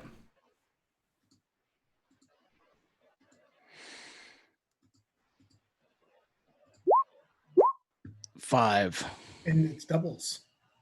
It doesn't matter. It's not double sixes. It's got to be double sixes. All right. So it brings up the standard effect. Yeah. You are going to do the effect that you want. However, things have now turned desperate. Are you just coming through, just swinging the maul? Yeah, I'm just trying to take one of them down. There's a very strange thing that happens as you go, and there's about 3 people kind of on both sides. They're not actually armed, but as you kind of swing it, as you reach out the hand, there is a moment where you feel it hit something fairly hard before it actually hits their hand, and when that happens, you almost see this after image as it kind of slows, like it almost hit a person before it hit them, and there's almost an after image of a like a ghostly, like clawed and gnarled hand almost pops out of the other side before it kind of like locks itself back in. Bloody hell! So as you hit them, smash them against the wall, but there is something else inside of them, and things are now in a desperate situation. Paul, I'm assuming you're the next down. Yeah. Yeah, we usually attack in birth order. Opposite what we attacked Mom in. Bertha order. That's Mom's name. Bertha. Bertha. Bertha Blackchurch. Oh, BB. Didn't say nothing about no monsters. I'm sure glad I brought my ectoplasmic ammunition, or I will have.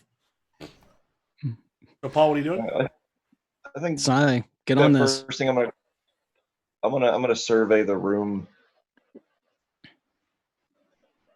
You're not gonna have a lot of time to survey the room. I mean, this stuff's all happening fairly quickly. I mean, is there something specific you're looking for? Or are you rushing and passing them because there are other three coming from the other side of where Mikey struck. I'll find them. I'll just stab one of the fuckers. I mean, if you like rush in to try to find this stuff, you could do that. It's just like we need to find the stuff. Yeah, because so if you want to rush in and look for it, let us handle the creepy bad people. You've got that which guards the basement. You've got finding the poisons. You want to be in charge of finding stuff? It'll be desperate. However, while their tier is higher, you're going to still have standard effect for finding the poison. Okay. And I'm going to stress that out because I need the extra die for this. Also, remember, you will get XP for that. Oh yeah, that's why I need to get better at more stuff, hurting and killing people. Okay, so I'll say as you sort of rush in, what I'm going to give you is a reduced effect here. So while you're looking through, instead of getting the 2 slices, so you pop in. There are the room itself. You actually have like kind of all throughout it. You have all sorts of like the regions and stuff. Like your thing is alchemy, right? Is what? Your thing is alchemy, right? My thing is alchemy. Your character's thing is alchemy. Is physicker. I'm a doctor. I'm a doctor, not an alchemist. I can't remember if this one that's the same thing. I mean, there is a separate alchemist special ability. Yeah. Okay. So yeah, it's one that you don't necessarily know so much about. You know about the alchemy stuff, but you haven't like worked on enough to be good with it. You see a bunch of alchemical regions up there. You also see some that deal kind of more with like ritualistic magic. Which, I mean, granted, seeing the pentagram drawn in the next room is not hard to do. But the thing is, there's a lot of stuff down here. You also do manage to see like some stuff on the pentagram. You do recognize a few of the marks for rage spirits. Okay. Fucking great. Which it's one of those things that if someone doesn't really know their stuff, it's possible to put the problem with a lot of rituals is there's a lot of ritual like things that are out there that you can get. Oh, here's how to do it, and what it tells you it does and what it actually does are not necessarily.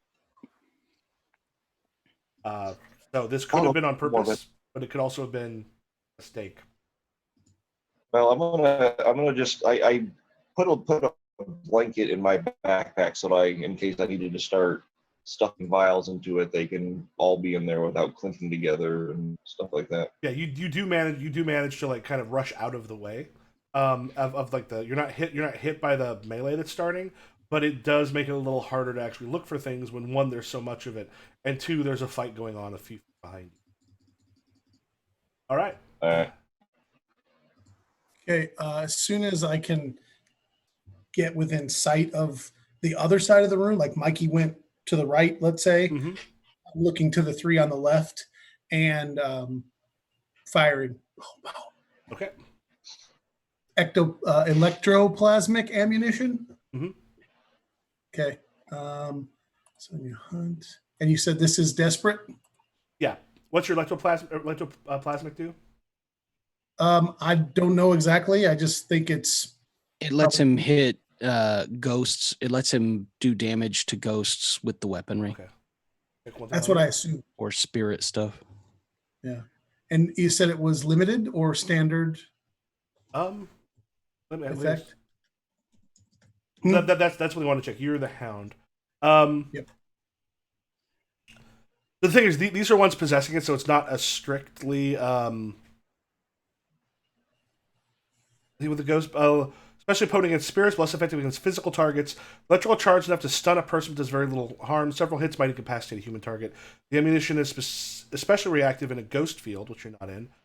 Make a 4 o'clock call to attention from the spirit wardens and ticket for every operation which the ammo was used. What I'm going to go ahead and do is let this be. Let it raise the thing, raise what you're doing to standard. Okay.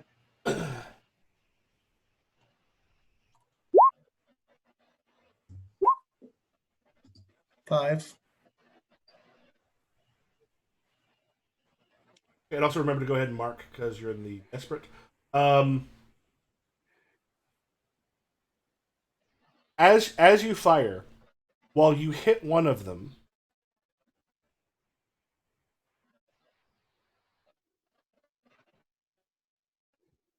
it hits one of them, but it does have that sort of like that electrical like charge, that electroplasmic charge there that kind of bursts as it hits them. So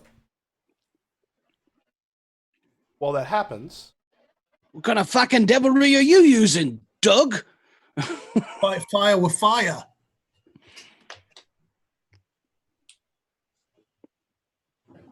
can you see the new clock?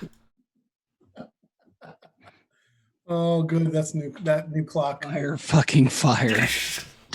Yes, and this thing is, and one of the problems is with some of the alchemical agents, some of them are hugely flammable. Fantastic. And they never said not to burn the place down. All right, so we have basically we've got Mikey sort of in a melee. We've got David, you're firing.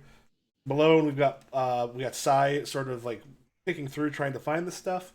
Kind of hit the second round of stuff. Who wants to do their thing? Let's just keep it in order if we're good with that. I'm just gonna start melee. I'm gonna fucking bash with this skirmish again. Trying to whatever these 3 possessed things are. What position am I starting from? This is still desperate. Desperate. Yay. Well, I got experience for it. And the effect? It's going to be standard because of your maul. Okay. So it's limited, but the maul makes it standard. Yeah. So the thing is, like, they are possessed, but they are possessing people, and the person still gets hit real hard. Is there a devil's bargain in this? You already made it. No, Devil's Bargain will increase the fire clock by 1. I'll take it. All right. So there may be a little explosion. Oh no. That is a failure. Yeah, as you kind of rush up, there like the fire actually catches one of the like a bottle or something near you, and you're right about to just unleash hell on one of these fuckers, and then an explosion hits you from the right side. As something on the thing explodes. That would be severe fire damage. I thought the effect was standard, but okay. No, you're in desperate. So you do it, but the consequence: you severe harm, a serious complication, reduced effect. Well, I'm going to take. I'm going to click armor, mm-hmm. and then heavy armor. Okay. So I have 1 equipment slot left, so that'll be less effect is where I'm at. Okay, so what just if you just burned? Want to burn. Like you actually just have armor kind of like on the like fire on the armor in little patches. Like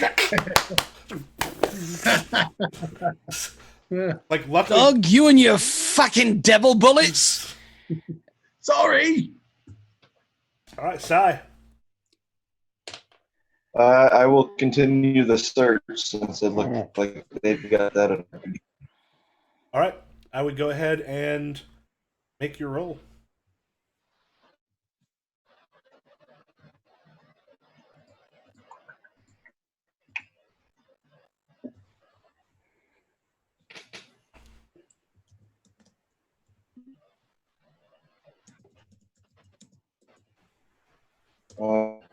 Click submit, nothing happened.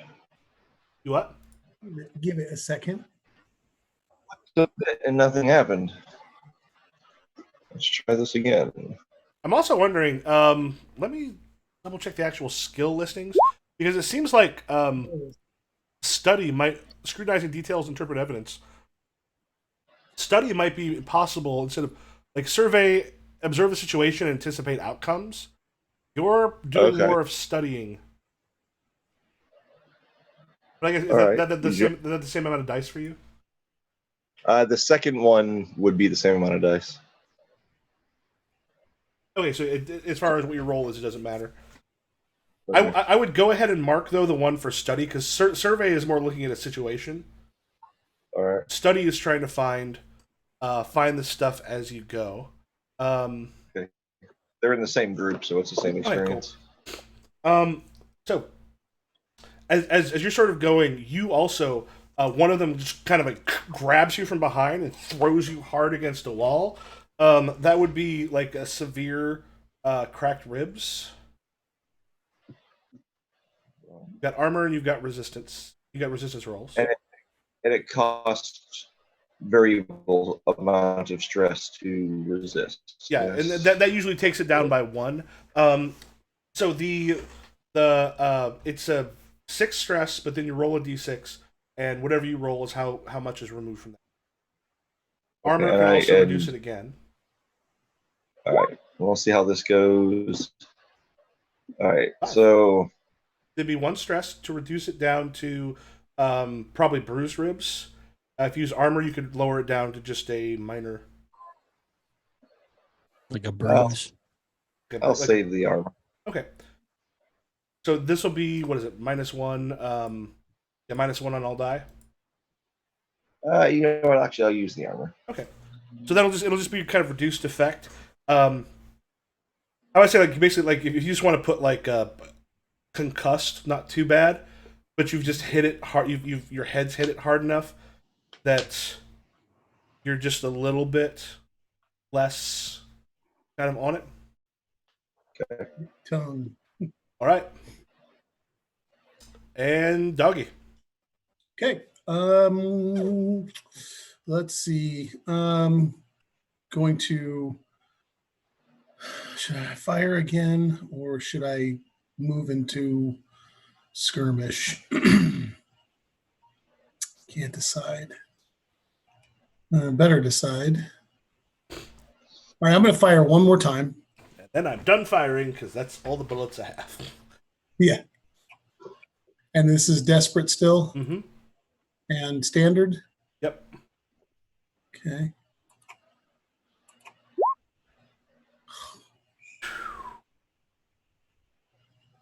Not good. Yeah, so in that case, as you fire,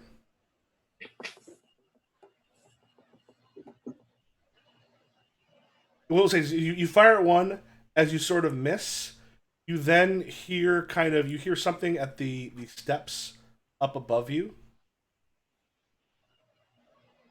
Okay. And you take kind of a quick glance up, and there is what looks like to be a rather large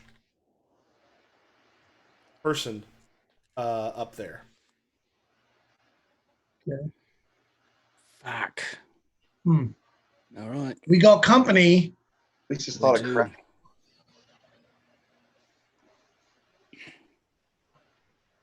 Can I tell just from my glance, male, female, human, not human? Looks like a human, which is good because you almost never see anything besides ghosts, like demons or the other things that maybe come around on occasion. Yeah, it looks like human, but looks like a wall. Looks like something that Broketooth would be, Drudge and Broketooth would be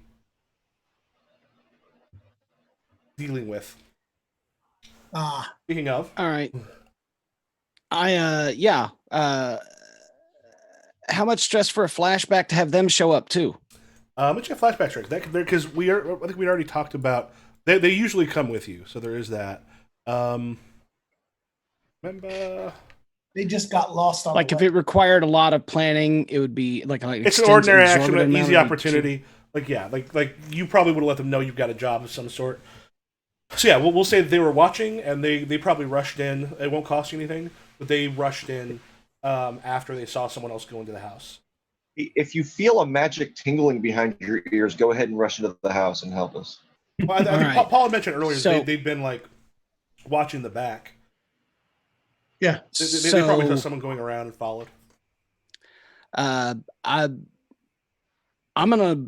Can I lead them in an action against this dude at the top of the stairs? I rush the top of the stairs. They're rushing up behind him. It will leave Dave by himself with the. He's got the witch bullets. But he had two. Because remember, his thing is he has to reload. Yeah. And he also started the fire. And somebody's got to fire. But it's somebody has burning. to clear. Somebody has to clear a path to get us the fuck out when this basement goes to shit. Yeah. Yeah. I was saying, Doggy, do you shout up? You let them know the company. Yeah, we got company. All right, I'm gonna lead an action against the guy at the top.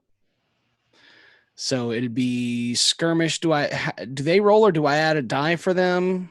So I think you do like leading a group action, or they add their quality to yours. They add their quality and maybe effect. Yeah, I don't think they roll dice themselves. It's they have +1 effect and 1 armor when I'm commanding them or leading them in an action. Yeah, using a cohort. If you're ordering them, you roll command as a group action. If you're participating, roll appropriate action rating as a group action, which means that they would roll as well. Yeah. So someone wants to roll for them. Is this still desperate? Yes. I don't know where you think it's gonna get better. I'm just asking. Effect. They have +1 effect, and I have +1 effect. So even if it was limited, it's now great. But was it standard? You also have a -1 though because of your the lower level wounds. That is correct. So it's only standard. Yeah, so we'll take the standard. And I'm not taking any bonus dice. Fuck it. Fuck me. What did they get? Someone want to roll? They also fucked up. If you had just rolled them as bonus dice, wouldn't that have? No, it's a group action. Otherwise, it'd be command. So do I roll 2 more dice, 1 for each of them, or just 1 die? They work together as a cohort. Let me double check. So your crew. Well, but I mean, even if we had just rolled it as an extra die, it would still just list it in there rather than being 2 separate rolls. That's all I meant. So if I roll a d6, that's all we've got to worry about, right? Yeah, I think so. Let me see. Yeah, quality 0, skill 0, when Finn commands +1 effect, 1 armor, don't break on 3 harm. Yeah, so basically, the +1 effect will be. So just a d6. There it is. They got a 6. Okay. So that's think... my boys. Okay. So you will. Oh wait, leader takes 1 stress for each 1 to 3 result. Does that mean even if you roll it?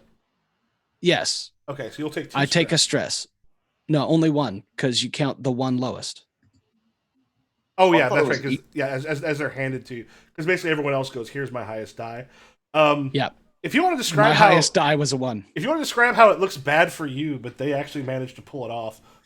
All right, so I'm rushing up, and as I'm rushing up, this guy just hauls off and kicks at me, and I kind of flail over to the side, grabbing onto a rail or spreading up into a wall, ungracefully, not injuring myself, but definitely taking some heat and stress and not looking the hero. And up from behind him come Broke Tooth and Drudge, and they just start wailing on his backside. I basically only work as a distraction. Yeah, so they managed to kind of. And I switched them down to a 4. We have a lot of like 6 o'clocks and stuff, so there's enough other problems there with that also being a 6. Yeah, so they kind of. That leaves Cy and Doggy in the basement. So I find a shake. Stab the one that just pushed me. I couldn't quite find the shit in the burning basement of doom. Is there any of your items that might be able to help you? I got my knife. I can stab people with my knife. But you have a whole bunch of other stuff. I don't want to deal with like, none of that stuff's mostly like knockout gas and poisons. And there's one I want to use at some point that where I can make someone think they're drowning by poisoning them. But I'm sorry, knockout gas does work against people who are possessed because the bodies are still possessed. Yeah, but I'm vicious right now. I'm not. I want to stab something. That hurt. I just got to do it, man. I'm sorry. Oh. And I'm not even gonna. Nope. I'll shut the fuck up. Okay. Look at me shutting up. Ta-da!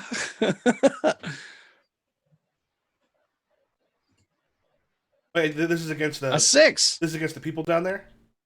Yeah, the one that pushed me. Yep. As you go, is this you killing him or leaving him?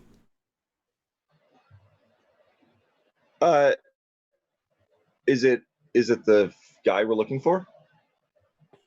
You're not entirely sure. These look kind of culty-ish, so probably not. Like whoever owns this house is kind of better off than the people who are down here. At least the ones you've seen so far. I guess I won't kill him. We promised we wouldn't. Well, we promised we wouldn't kill the one guy in particular. Grievous bodily harm. Yeah. Yeah. So yeah, maybe stab to the gut. Yeah, if like hits the ground, it's not looking great. And doggy. All right. One of my options for weapons are 2 blades. Mm-hmm. It says a blade or 2. I don't know what that means. I don't know. Is it like just blade? I mean, because this doesn't really care so much about the specific weapon you're using, unless it has a specific tag like the intimidating or whatever it was Mikey says. Scary weapon or tool, yeah. This one I have options for large weapon or an unusual weapon. Mm-hmm. Not worried about that. I could also have a second pistol and a pistol other than my 2 fine pistols. Mm-hmm. I could have 5 weapons, 5 guns on me if I wanted to, but I'm going to draw the blades and the guy because you said there were 3 on my side of the thing. I'm going to attempt to kick one of them into the other 2 and knock them down so that we can have a way to get out of the basement. Okay. I will say this. If you want to take a devil's bargain that the fire will automatically, regardless of what happens, will go forward one, I will make it so your effect is better. Cool. I'll take that bargain. Okay. I don't care about this house. Which means I think we'll put you to standard. That's they're considered level 1. So this is a skirmish. Mm-hmm. Still desperate. Yep. And standard. Mm-hmm. And I'm taking the devil's bargain. I'm going to take a stress also. Okay. So I can get a bonus die, right? Yep. Cool. Is it 2 stress or is it 1? 2 stress. 2 stress, yeah. Well, I took the devil's bargain, so. Well, I already moved it head 1. Oh. I'm going to move it ahead 2. Oh, great. In that case. We have to do some recruiting as our brother dies in the basement. Especially when we didn't retrieve the shit we were supposed to retrieve because our sister fucking stopped looking for the stuff. He fucking pushed me into a wall. Oh, boo fucking who. The fire has spread and hit a couple of, like, one of the shelves. As it pops one of them, like one of the beaker stuff on there, it just ends up like the whole thing goes up like a 90-year-old with corduroys who catches a spark. Sister, put that fucking fire out as I'm leading a fucking assault against Hambone at the top of the goddamn stairs. Oh, Magnum. Wow. It's skirmish at desperate again. Mm-hmm. Oh god. Do you just want me to roll an extra die to simulate them? Yeah. And it's standard effect because they're +1, and the weapon's +1, and I'm at -1. Yep. And so I'm rolling a bonus die because of them. And this is it. This is me and them together. 5. Okay. Yeah. So as it goes, you manage to kind of like hit the guy hard enough, and I think as you look at him, he looks fairly well dressed, but like it's almost as like if he also was possessed by something possibly, because everything looks a little bit stretched. Like the clothes themselves have kind of burst a little bit in some weird places.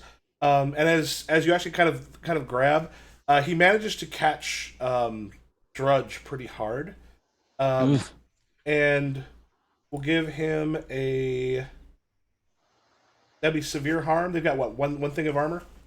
Yeah, so it'd just be impaired. Yeah, so basically what it might be in that case is want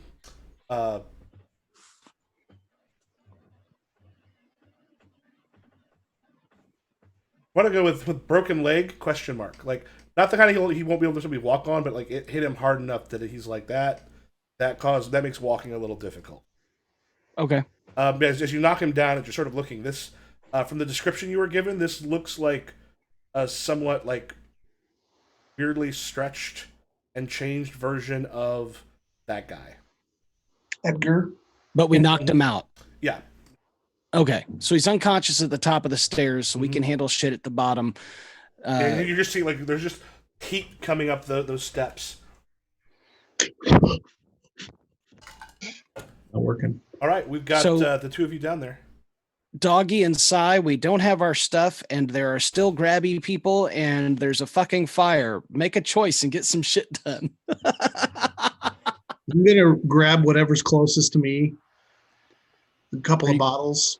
All right, so you're trying to find the poisons? Yeah, that look like what he described to us. Yeah, I would go ahead and make your study roll. Oh, this would be great.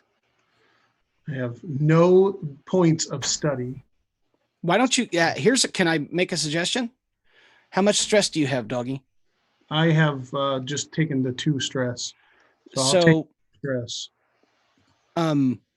Why don't you lead a group action with Sai if you're interested in leading a group action with Sai? Or assist a teammate. I can assist Sai. You're the one who has the stress available to spend. Right. Okay. So you want to make the roll. Okay. All right. I'll lead it. Before we do that, though, to maybe give us more time, Alkahest is an oil that stops the effects of other alchemicals. So, like the ones that are like going up and make the fire spread faster, could I use that for my satchel to like slow the spread of the fire? If you want to do that, or fight the fire at total. Yeah, basically, if you want to do that, what we can do is actually use that to take that fire one down. Okay. All right, so Doggy, if you want to start looking for stuff or you want to fight these things, whatever I'm putting you to the 2 stress that you said you had on your thing. But what you do is up to you, man. So take your pick. Do you want to grab shit? Do you want to attack these things? Do you want to help try and fight the fire? Do you want to let Sai try and fight the fire and then make your choice? Yeah, Sai, fight the fire first, and then if it needs to be done, I'll lead the group action in finding the right stuff and getting out of there. Doggy didn't light the fire. No, he did. He really fucking did. No, he didn't fight the fire. Oh no, but I thought you said light. Doggy lit the fire, and it's always burning. And Primo got burnt a bit. Like, how is it that through all these things, you and I are the only ones that ever come out with scars? I'm fucking extra crispy, and my brother's a dick because he shot it and started it. Yeah, you know. All right. That was one of the things he told us on the way over, that some of these are highly flammable. Is that really? Is that why that? Sai, please stop this fire. I'm gonna use some Alkahest and try to suppress the fire, at least in the shelf area, so that we can. Oh, here's just a thought. If there's something Doggy can do to assist, you could assist her and she'd get to roll an extra die, but that would take your action. And I don't know if there's something you could do. Yeah, other than just look for stuff. So, I mean, assist her, lead an act, whatever. Okay. I think I'll just wait and see what happens with the fire, and then I'll lead. Cool. If it goes really badly, Doggy will just go. Yeah. Hey, can I make a different suggestion? Why don't you grab shit before she tries to fight the fire in case she makes it worse? Yeah. Maybe you could grab shit. Unlike you, brother, I have faith in Sai. That's what I was thinking when he said he could start grabbing stuff, was like, while I'm fighting the fire, he's knocking over more shit on the next shelf. This don't look flammable. Whole shelves of bottles going down. This one looks blue. Maybe Primo will want to drink that next week. If he lives. Okay.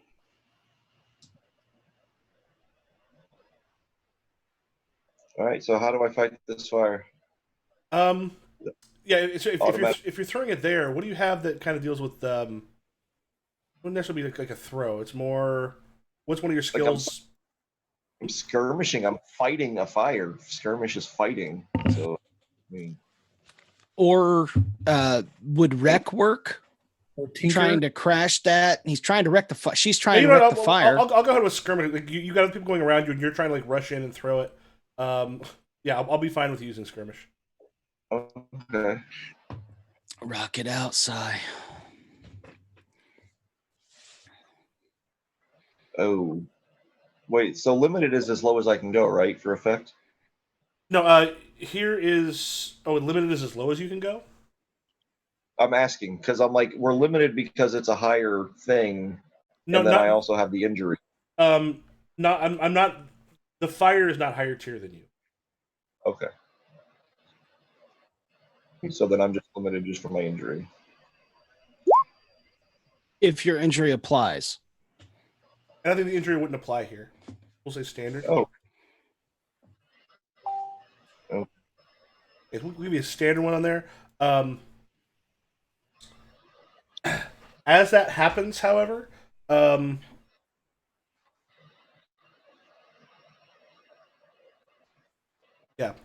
So as that happens, you manage to sort of throw it.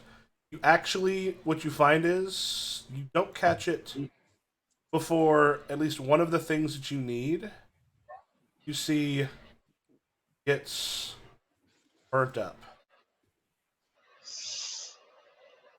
Technically, this one, the finding the poisons, that is technically now half full because part of it got burned up in that last one. As you see, you use the alkahest to like reduce the fire. You're like, oh shit, that was part of it. Okay. So there are only 3 out of the 4 that we can bring back now. Yeah, and essentially, like you're as close as that. You basically we'll find one on the 2 of them kind of on the next success. All right. I'm gonna lead the boys downstairs to fight off these fucking Grandma Witch Guard things. So I think we were there with David. Doggy? Yeah. Oh, that's right, because he hasn't shoved shit in his pockets yet. Yeah. So I either have to try to find stuff on the list. So yeah, I'm gonna have him assist or fight or lead. Yeah. Just focus on not making things worse for a change. Yeah. I'm going to attempt to lead finding more of the stuff we need. And that would be, what would that be? I don't know what you mean by lead. Like lead the a group action. There's really no way you can do a group action down there right now because you have a bunch of you can run through and try to find some stuff, but you've got those 2 up at the top and trying to lead. Okay. Like you go look over, you go look over here. You've got like too much happening for it to be a leadership thing. Okay. All right. So then I'm just going to. What would I use to find the stuff we're looking for? Study or survey? Study. Study is nothing. Survey.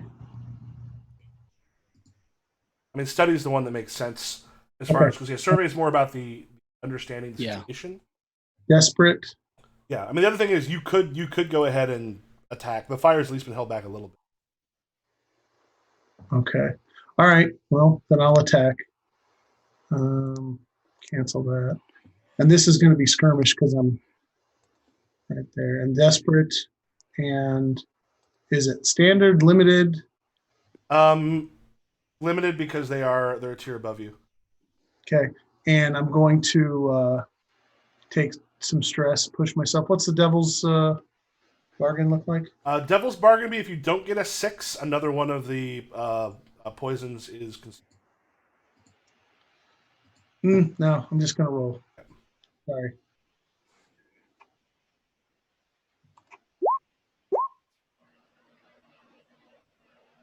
All right. It's better than a 1. So what I'll say here is, yeah. So as tell me what you do to the ones that you are. The ones on my side, I'm gonna just body check into one and try to like knock them down so that we can have an escape route. Right. That's So yeah, like you do manage to like knock several of them down. As that's going though, the parts of the fire that are still raging continue. I move that forward 1. All right, we are back to top of round. All right, I tell Broke Tooth and Drudge to get him out of the back, get him out to the alley, to where if this goes to shit and the house burns down, he don't die. As I'm rushing down to beat on that which guards the basement. So that's skirmish, right? And it's desperate still. Yep. It'll be nice when you go to tier 1. You can start going against things your own tier. Yeah. I'd be at limited effect, right? Yep. Well, it would bring it. Oh yeah, because you got the tier and the wound. I can't go. Can I go below limited? But because you still end up down 1. You're basically down 2 plus 1, so you're down 1. Okay. And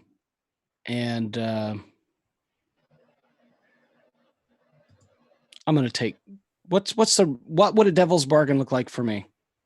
How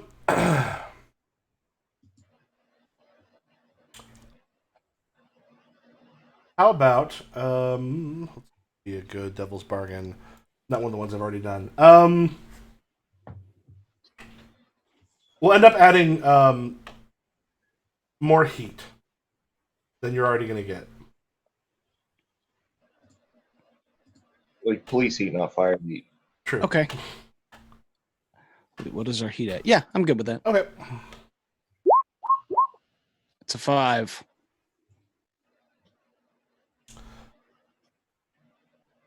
So tell me, explain what you do. Oh, I'm rushing down, and basically, I've got the cudgel sideways. I'm not trying to kill him; I'm just trying to knock him down and keep him down. Okay. As like a couple of the other ones at this point have been kind of like taken out, where they're not necessarily dead. Yes, you get them down, but the fire is spreading a bit even more. Then we go with Sire Doggy. I'm going to resume my search. Okay. Because that's what responsible people focus on. You have a standard effect. And does my injury? I don't think it would really stop your looking for stuff you know pretty well. So we'll consider that it's not bringing you down. And what would a devil's bargain look like here?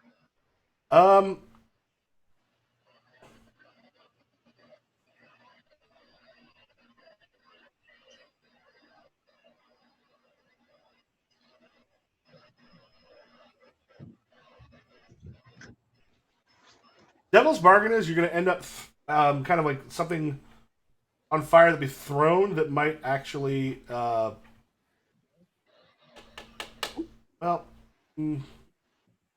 can't think of one right now that's not like basically adding to the fire. Okay. All right, you actually managed to catch the last bit of it, and you grab like, all right, we've got the stuff, and as that happens, the fire just the room itself down there, the whole like basement is now like engulfed in flames. So at this point, Lee. what character do you want to be now? If The Blade Church, the Black churches have cousins. yeah, yeah. So as it's engulfed in fire, I think, if everyone wants to make a prowl check to get out without being hopefully hurt, Can we make a group check? yeah. Doggy, you should lead a group prowl check. Well, actually, what I was saying, it doesn't have to be prowl. It kind of depends on how you're doing it. You want to let me know how you're doing it? Could make a difference on what you use to get out. Unless I can fight my way out, it doesn't matter. As we run through. Can I skirmish my way out? Because if you can think of a way to justify that, Michael, I'll do that. Trust me. I'm going to justify this. Under hunt, it says gather information about its location and movement. If my target is the exit, and I'm gathering information about its location and how we move to it, I can use hunt. Yeah, and you are someone who does keep an eye on those things, and you had noticed kind of in the back room here, sort of in the thing, you saw it's one of those windows that's like a little higher up. Yeah. It is possible to make your way out of it. Okay. So I will yell to them. So I need to roll. Mm-hmm. Well, hey. if we do this, we do a group prowl roll. The reason I say lead a group prowl roll, and this is the only reason I'll say, and then decide what you want to do. But if two of us fail and one of us succeeds, all three of us succeed. No, but somebody takes 2 stress, but everybody succeeds. No, if he uses the hunt to kind of as a leadership thing to get you all out, he has a lot more dice. Oh, okay. Yeah, and part of your hunt would be like catching it through the smoke. Yeah. All right. So this is desperate. Yeah. Okay. Can we add? Can we assist in this? Yeah, this is the team. Like we're both looking out. Mm-hmm. So one of us is going to be, helping him hunt for it. I'll help him hunt for it. What's the effect? Standard, limited? I mean, at this point, the effect is you get out. So standard. Yeah. Okay. And then if I push myself, take 2 more stress. And you get another bonus die from me. Assistant. Oh, yeah. Okay. So that's 2 bonus die. Well, you can only you only get 1 bonus die from somebody assisting. Okay. So 1 bonus die. What's doing is assisting or a team?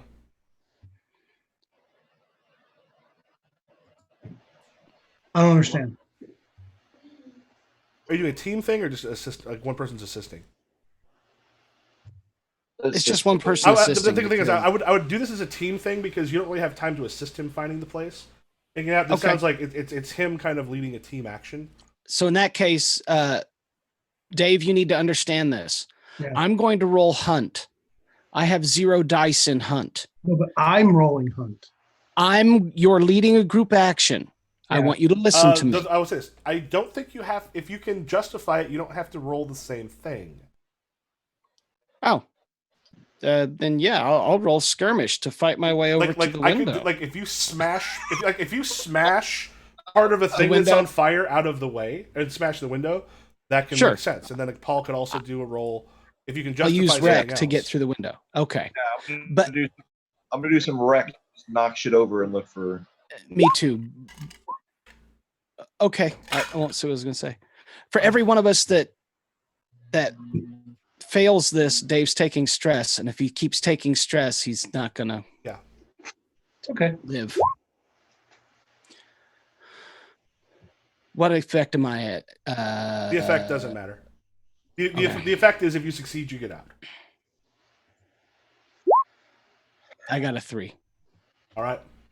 So Dave takes stress from me and stress from him, but because so Dave takes 2 more stress. Okay. But because Cy made it, we got out. Yeah. So yeah, as I will say, as you get out, that's going to add even a little bit more heat as you come through, because some people are going to kind of be able to kind of catch an eye and see as you rush out. This tends to be a fairly quiet, peaceful part of Dusk Hollow, Dusk of All, everything considered. So yeah, people are going to notice. So that's going to add.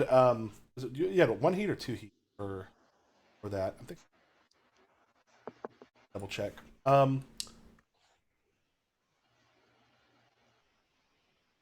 Yeah, so that does add some extra heat again to. Yeah, we'll say I think. Yeah, there's a +2 heat from before. I think there's a complication. Then we'll +1 from this one.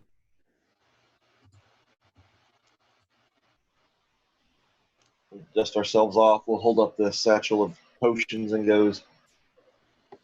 Ministry always collects its tithe. Make a note. Yeah, you don't have all of them, so you're probably not going to get all the money. But you have gotten like 75%. Well, yeah, but we also had 200% of spooky possessed people too. Yeah. So we're going to negotiate. Yeah, guys. When we get there, we'll play that out. Okay, so what do y'all do? Like, as you get out, like the fire has consumed that downstairs basement. We need to find the guy that Mikey and our buddies knocked out and do something with him. Yeah, I'm sure they took him. Yeah, it was us money. I'm sure they've got him out in the back because we went out the back and I told them to take him out the back to the alley behind or whatever. So if there was an alley behind, tie him up. Well, I'm just, going to rough him up. I'm going to wake him up enough, I'm going to manacle him because I have manacles on me. Yeah, I'll say the problem is going to be unless you actually, because you're not like, you're in a different part of town than you used to be in. You're also in a part of town that doesn't tend to have a lot of problems with the law. That they actually have much better like blue coat things in there and people kind of paying attention. You have set a house on fire. People are going to be coming relatively quick. Well, let's leave him in the alley. He's unconscious. He's been beat up. Yeah. His house is getting burned. His shit's getting taken back. There are dead people all getting crispy in the basement because they're fucking demon possessed juju magic shit. And we did not kill them. And we didn't kill them. Stay in the fire. And we sure didn't kill him. Nope. Baby. But we'll leave him to where he won't die as we're on our way out. All right. Beat feet. Let's go. And show up back at Curcio's door. Curcio, like, as you kind of come back in, just like looks up and just like,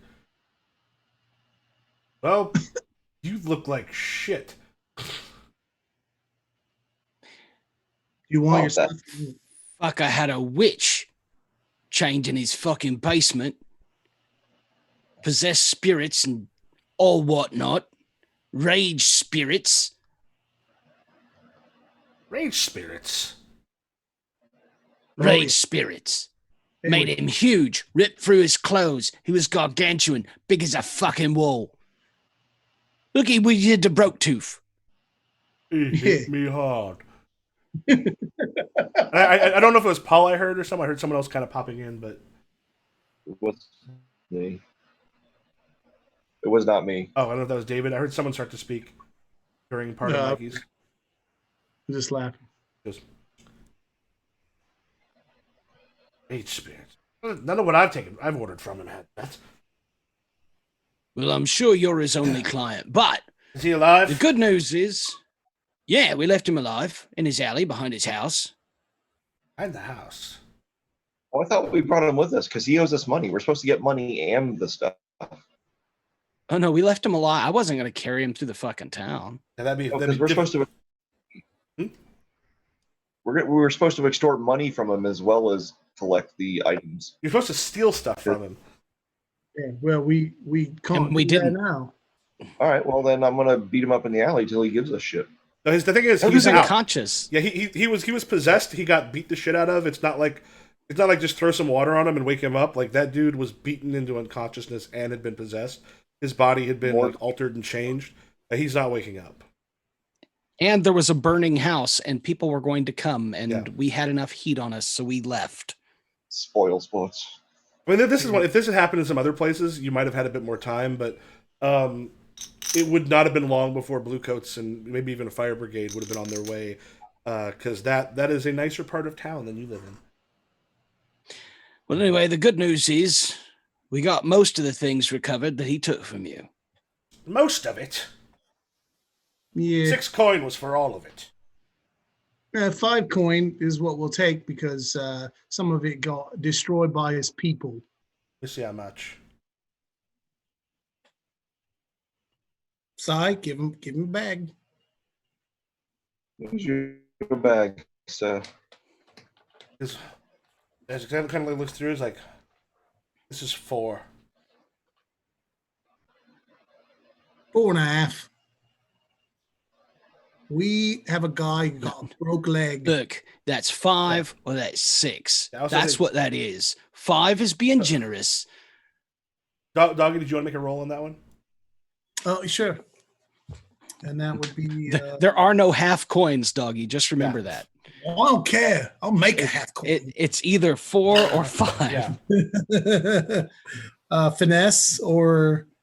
It wouldn't be finesse. Yeah, it'd be probably consort. Or consort. Or sway. I'll do consort. And this is controlled. Is this really? Yeah, I mean the thing is, you're now having a. I mean, it would be the standard risky, but basically this is just a success. That part doesn't matter. And let's not forget the bonus for sending us into fucking Hell's Water Closet. I wasn't aware that was going on. I didn't hire you. I hired you to go in and take care of it. I mean, did you not notice anything before you got in there?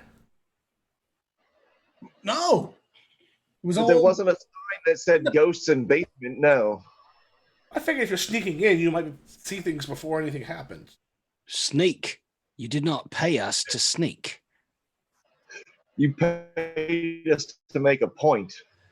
Yeah, to make for a point, but you don't just kick a door down, go in and like take everything. You want to make sure what's there. You check it out first. That's what you did, right? And we just silently look at each other in confusion. Yeah, but when we got down there, the basement was full of spooks, and they went nuts and started breaking things. And there was a fire, and we grabbed what we could get and get out. Sort of looks and goes, "Or is the most I can give." Oh, I guess you don't want these then. Let's go, guys. Come on. And he goes, if you take them, I talked to the Red Sashes you have. I paid you to bring the entirety of the shipment to you. You don't have all of it, therefore you don't receive all. Right. Doggy, put the bag on. Don't do any more of the fucking trying to convince. You don't do salary negotiations. Curcio, shut the fuck up. And I hold up my bloody maul, put the 4 coin down, and say not another word, and we walk out. There's a moment where he just kind of takes the coin and goes, not a good idea to piss off a fence. It's not a good idea to piss off a fucking raging, murderous madman either.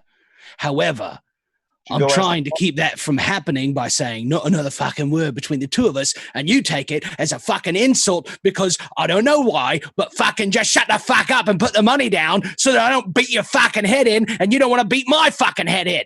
This is me being diplo-fucking-matic. Put a soothing hand on his shoulder and just say, next time before you open your mouth, love, might go ask the Foghounds about who you might want to mind pissing off. And he sort of looks, he goes, listen up, fuck sticks. Take your 4. You realize you come in and you fuck with a fence. I hit him. I hit him with the maul. I hit him with the maul. I don't even have to make a roll there. He's not much of a fighter. I hit him with the maul. I'm not even thinking about leaving him alive. I'm beating him to a bloody pistol pulp and taking everything of value in his shop and then fucking leaving. Okay. All of it. Fuck him. You gave him so many chances. I tried to be diplomatic. What did we do? Doggy tried to negotiate. Good job, dog. And what are you Sis going to to do? Shoot me? Last words. Sis tried to be reasonable. I showed him the bloody fucking mole. He thought his balls were bigger than they fucking were. And I handed him his fucking asshole through his mouth. You know, I was going to punch him at the same time. You don't want to do the way that. of the mall. This mall has big spikes on it. You don't want that. If I punch him, see what happens. You know, before we walk out, I think maybe we should make this look like somebody else did something. What do you think? Here, is there a red sash? Reasonable. Is there a way we can frame the foghouse? I know, you leave the eye behind. Nobody will think we planted a fucking eye. It's a foghound's eye. Love bear.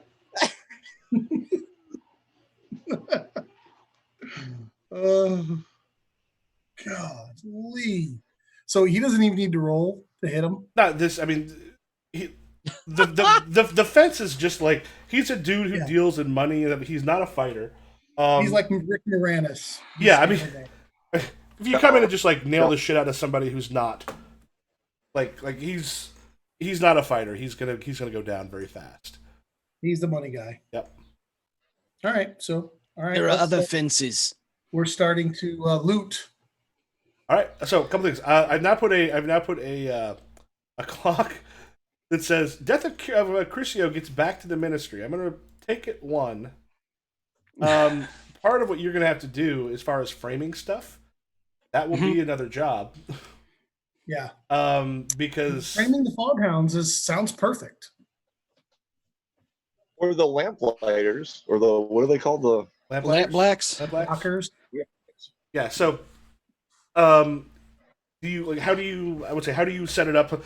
This is funny. This is what I wrote. Like while you were arguing under his thing, Red Sashes, Curcio, Catalan, Red Sashes, fence seems sick and drawn.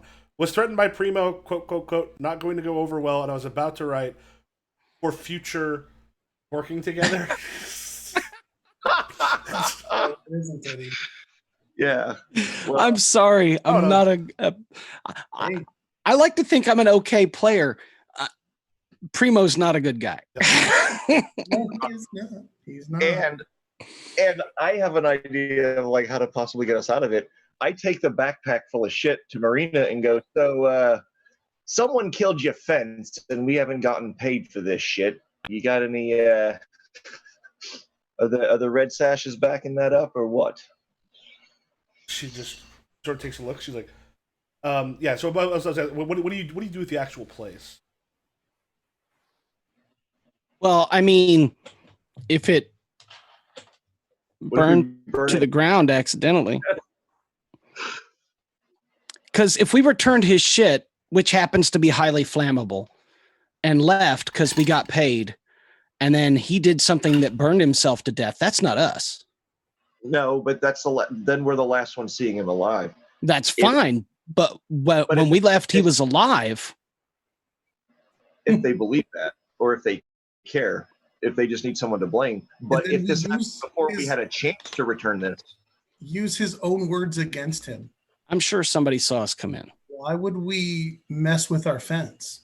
The Red Sashes are going to come down on us. Let's just take our money and get paid. And of course, some other stuff that, just everything that's money. Don't take shit we have to sell.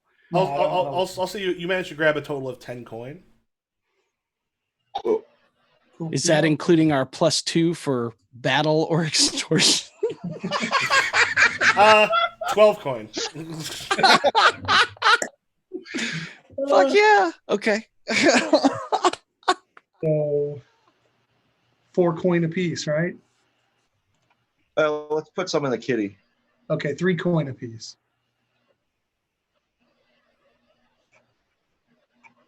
I put 3 of it in the crew. I put 3 of it in mine. And I put 3 as well. Although I think that we should just, I mean, if it's going to get back to the Red Sashes, we should just pay them off now. We should just give them 3 coin now. We should just walk over and pay them 3 coin. Say, well, I mean, she did say that the option. finder's fee was through the Red Sashes would handle that on their own. Yeah. If it comes down to it, we have it. I don't know what the finder's fee was, but it's got to be much less than we were getting paid. So if we just went and gave her a coin, if we had somebody, I don't know, who knew her well enough to take one of the coin and give it to her as the finder's fee. And basically cop to knowing that he's dead. You're right. Fuck it. Let them handle it. I would also bring up that he hasn't worked with you much, and then to like trust you to send it over to the gang. Like, fuck it. He's dead. Like... We don't know he's dead. He paid us. We left. His shit burned down. Can you set this up to burn like 10 minutes after we leave? I believe so. Maybe. Yeah, I can tinker. Okay. Yeah, you get it so it'll end up burning down. As you all... after we've seen, but long after we've seen, we want it to happen. Long after we've seen leave, we turn the sign to closed or whatever, lock the door behind us, or rig it to lock as we leave. So people will see us leave, but he was alive when we left, right, guys? Yep. We're just, hey, Red Sashes, just like we came into town, and we're leaving the same way. Everything's golden. As we're walking out the door, just go, what's that? Oh, yeah, you have a nice day, too. And then... I'm so glad you were alive right now. It was good that you were in my life, and I cannot wait to see you on Tuesday for dinner. I've never seen you more lively, more bon vivant. Very twitchy in a not the end of your nervous system kind of way. Totally not sickly and tired looking. Look at you. You feel like dancing. Picture hell. You doing something different with your hair? I like the way the blood matched it to this. I mean, it looks great. Did you dye it? All right. I'm going to take a bio break before we do downtime. Not a bad idea. Oh, my goodness. More water.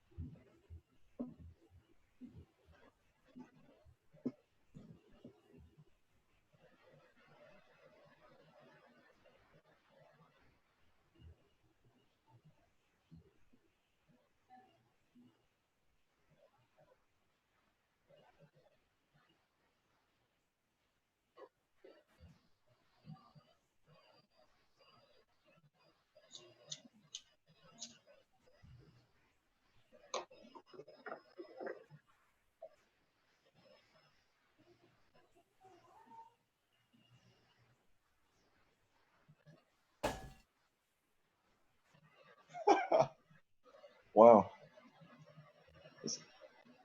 Is looking at. I'm so sorry, guys. I was looking at the crew advancement. Express the goals of the crew. And what did we say right before we left on this job? We need to get some money. Well, we got it. That works.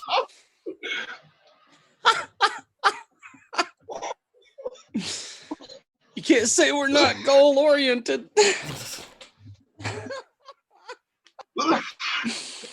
At this rate, everybody who hires us for a job is going to end up dead. Well, better that than they come cull the neighborhood. Well, that's true. Curcio can't come cull our neighborhood, however. Whew.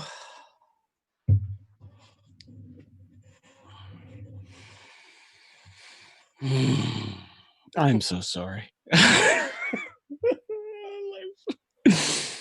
I wanted to be good. I wanted to be diplomatic, but Primo kept screaming in my head, and Betsy was so thirsty, and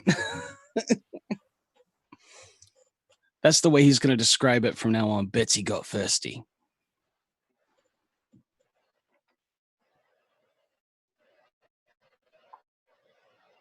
Yeah, I bet it is when her skin's dry. She gets all irritable.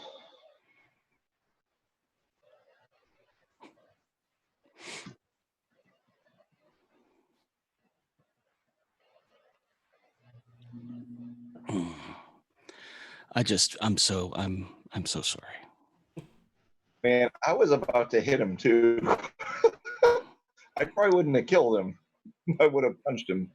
Yeah, because I was kind of like, well, you don't want to piss off a fifth. Like, what are you gonna do? Shoot me? Oh,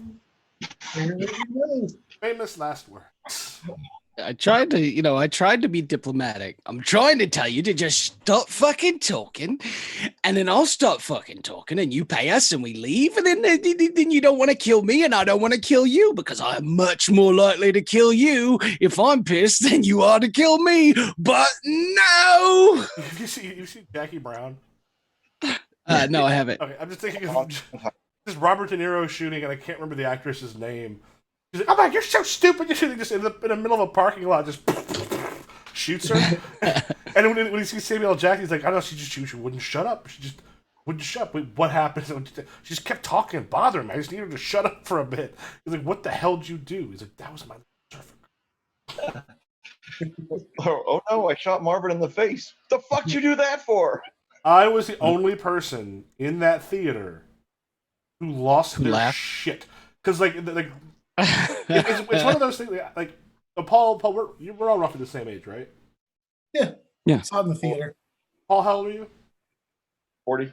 Oh yeah, so right the same age. Pretty close. I'm 44. Because yeah, it's like nothing before Pulp Fiction had been like that, especially in the mainstream. So it's like a lot of people weren't sure, like what stuff was funny and what stuff wasn't in that movie. And it's I laughed my ass off when that happened, and like it got a little weird. Just the reaction. The fuck you do that for? Yeah, there was a bit where people were just like, "What?" And I'm like, "Come on!" Like the gun was sitting right there. You saw it going. Oh, that can't be. All right. So you are all in a position now. We'll do some of the. We're in a position. Yeah, did you take the stuff back to that was Maureen? Mara, whatever her name is. Well, if the group consensus was to No, he's alive. Okay. Yeah. So then no. I left it there with him. Even spread it out on the table a little bit, like he was looking into it. Knocked one over, lit that on fire. And the one thing you do know that's going to buy you a little bit of time is killing a fence is a dumb thing to do. Well, good if you didn't kill a fence then. Yeah. So the thing is you're not. Well, in my defense, yeah, you're not going to be the immediate like thought of someone they hired came through and killed him, because that would be. Look, I'm a brutal, bloodthirsty madman, but I'm not stupid. So, Michael, if you can't keep your fucking mouth shut, the ministry may have to pay you a visit. I will say, so you're going to end up adding 6 heat. Oh fuck! Well, we just went up one level. Are you on level 2 now? Yeah, so that clears our heat, or does that roll over? The extra rolls over. All right, so that gives us one at level 2 and 2 heat. So does that? You keep Paul, you were a robot for that entire time. So does that happen automatically, or just if we get found out? Well, one because because like people start looking into things, people see stuff happens regardless. What you just did, it was loud, chaotic, high exposure, loud and chaotic. 6 total. And then total, not killing 6 for the. No, killing was involved. Yeah, so like a total of 6 for the whole thing. I thought you whole meant 6. debacle. I thought you meant 6 extra just for killing the fence, plus whatever else we accrued. Okay. So Yeah, now, that would have been excessive. so now we cannot check off street fence. No, you would not have been able to do that anyway. This was not a job to actually gain to gain it. It could have been a relationship that you then would have been able to expand in another job. Right. But somebody wouldn't look for this shit. But that's not happened now. Somebody had to stab somebody who pushed her against a fucking wall. Says the guy who just brained someone in his own house. He was being disrespectful. I was being diplomatic. I laid the matter to rest. Literally. Mutually beneficial. Mouthy mouth. It's a mutually beneficial conclusion is what I did. He no longer suffers, and I no longer suffer from his fucking mouth. You are correct, my sister. I apologize. That man deserved to be stabbed multiple times. However. Oh, great. Now we have 2d6. Okay. Complication. Well, that's with the entanglement. There'll be something with that later. Let's go to downtime. Okay. It's well, yeah, we got to ask the questions, don't we? Not yet. What do we do? Yeah, downtime. You're down. You have 2 downtime activities. Yeah. All right. Obviously, to go to the cigar shop because I'm rolling back our cohort's injuries by 1, which is what we're supposed to do at downtime. Yes. Mm-hmm. Yep. Okay. All right. So I need to roll my indulge vice. Okay. Cool. So that puts me back to 3. Whew. Feel a little better. Heart rate's gone down a bit. You going to do anything else on your downtime? On my second downtime, I'm going to train a little bit in study. I'm going to ask Sai to teach me more about those potions that we were looking for and what they do so I can try to earn, I don't know. Which ones to not knock over in a fire. Yeah, which ones you don't want to hit sparks near and stuff like that. So does that give me how do you get the point in, like, so I do have a die in study? Yeah, so if you kind of work with that, then what you would be doing is you mark 1 XP on the attribute. On the insight? Yep. Okay. Got it. All right. And also remember, it doesn't require downtime actions, Paul, for Sai to heal. To make your roll for... oh, cool. I think we had been doing that in the past. It Cool. requires a downtime action for you to do it for yourself. Okay. Yeah. Right. Yeah. But if we want medical attention, you can provide that for our downtime and it doesn't count against yours. I thought he was saying it didn't require it at all. Okay. No, it does. Well, I said to work on them does not require it. Okay. Yeah, it said Only does not for- require downtime action to heal, only to recover. So if you're helping them, that's just something you're doing. It doesn't take an action. But when you help yourself like that, that does take an action. Yeah.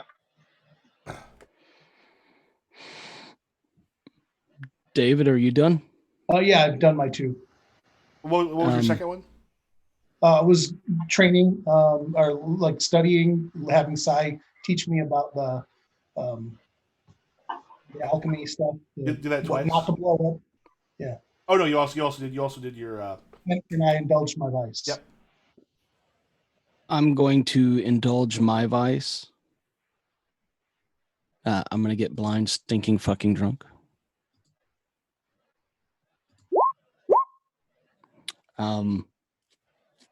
So that's the highest die result. So that's 3. So I'm going to add 2 to that because of my functioning vice. So that takes me down from where I'm at, which is where I'm at 5. So that clears mine.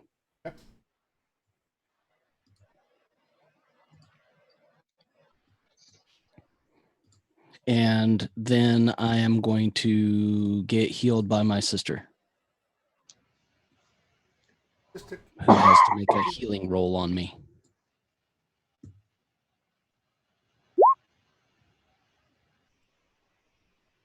That is 4. So is that 2 clicks? Yeah. Can I spend a coin and have her do it again? Yeah, good. All right, I'm spending coin and having her doing it again. Oh, that's 3. So that clears it. 3 segments. Mm-hmm. Cool. So that's healed, and I'm going to spend 1 more coin, and train in prowess, which takes me all the way up to my full bar. And I'm going to add a die to skirmish because I feel like I'm going to end up needing it before this is over. yeah. When I meet my end, it will be probably soon, and it will be incredibly violent.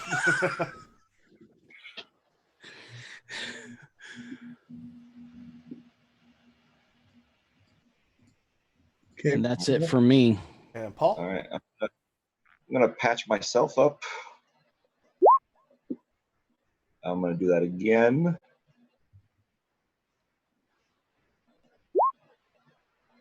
So that would be 1 level. Yep, 4 segments total. I'm going to spend a coin to indulge my vice. Okay. I'm sure there's going to be some students of this fire that need treating at the local clinic. Nice. So it goes down by 5, which is not too shabby.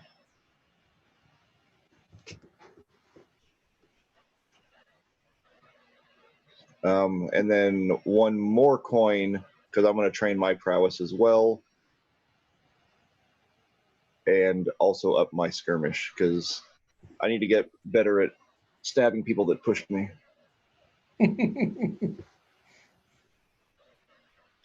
And that can go up to 3, because that's like our class ability. So at this point, you're no longer limited how far they can go up. Okay. It's only at creation. Yeah. Okay. I mean, it's a good idea to get multiples of the skills in each category, because then that lets you your resistance rolls become better. Yeah. I went shallow for prowess because I wanted to be able to resist getting hurt. Mm-hmm. All right. Coin well spent. Yeah. So far as. So do we want to do crew advancement and then individual advancement? Yeah, I'm trying to remember what your rep goes up for. I did that with the. That was rep.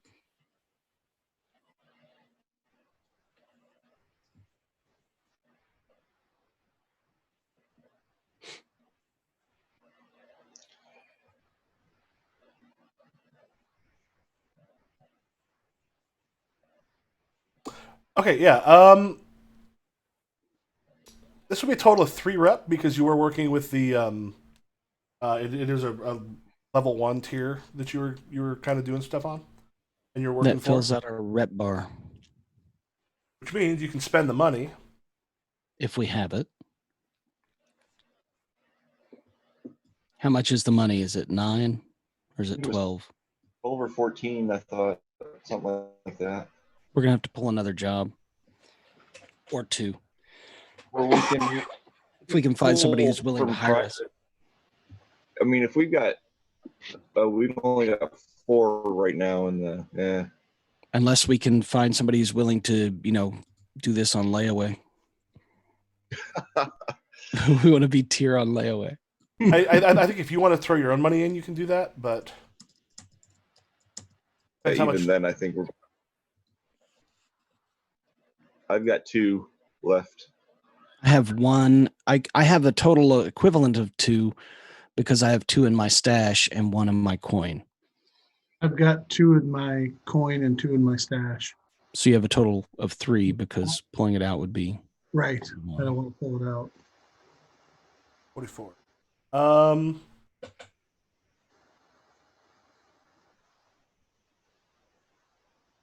Development. 12 rep. Point equal to your. No, you need 8 total. New tier times 8. So I have a total of 2. There are 4 in there. Dave has 3. I have 2 available. I have 1 available. If you have 2 available that you're willing to spend, Cy, we can be tier 1 weak hold. Well, no, I have 2 available. I just thought we were all going to go on this evenly. Well, like I said, I have 1 available and then 2 in stash. Yeah, you don't want to take your stash. And I have 2 available. So if we all put in what we have available, we can go up right now. Otherwise, we can wait until the end of next week or whatever. It'll also get you some more people, which means you're going to be at tier 1, which means there's a better chance of you not being in situations where you can't, where you're rolling at limited effect. I mean, I'll take my coin out of my stash. I'm fine with that. No, I can take. I don't mind. I've never been able to keep more than 1 coin at a time anyway, so I don't care. I'm used to being cool. All right, so I'm going to pay my coin personal and take the 4 coin out of the stash. Okay. So you have my 2. Where do I put that? Just take them off. Okay, they're gone. Because the 4 are gone from the crew stash.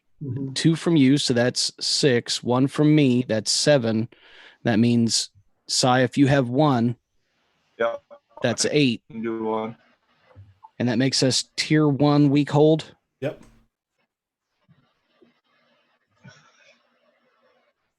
We're a tier 1 gang. Means you end up also pulling in a few more people because you had a small gang, 3 to 6. You'll end up with probably about 3 more people that sort of join in.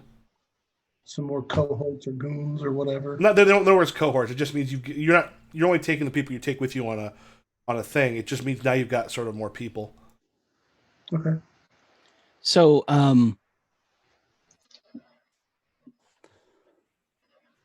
what does that do for us going up a tier? Do we get to pick a new upgrade or check. I don't think it necessarily gets you.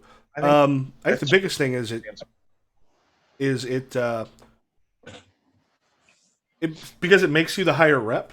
It makes it easier for you to, or either closer to, actually taking on things that are more difficult. But that's not where you get your advancements from. Okay, our advancements come from marking crew XP. Yeah. Which we're about to do right now, right? Yeah. Each time the crew advances, PCs get stash equal to the crew tier plus 2. That helps. There's that too. We didn't do that last time. Because we've advanced once. Oh yeah, you should have gotten 2. You just want to throw 2. I'm going to put 2 more in my stash. Yeah, each PC gets stash equal to crew tier plus 2. And so we do that again. Oh, this time we get 3, right? Yep. But I think we're mixing up advancements and tier incrementing again.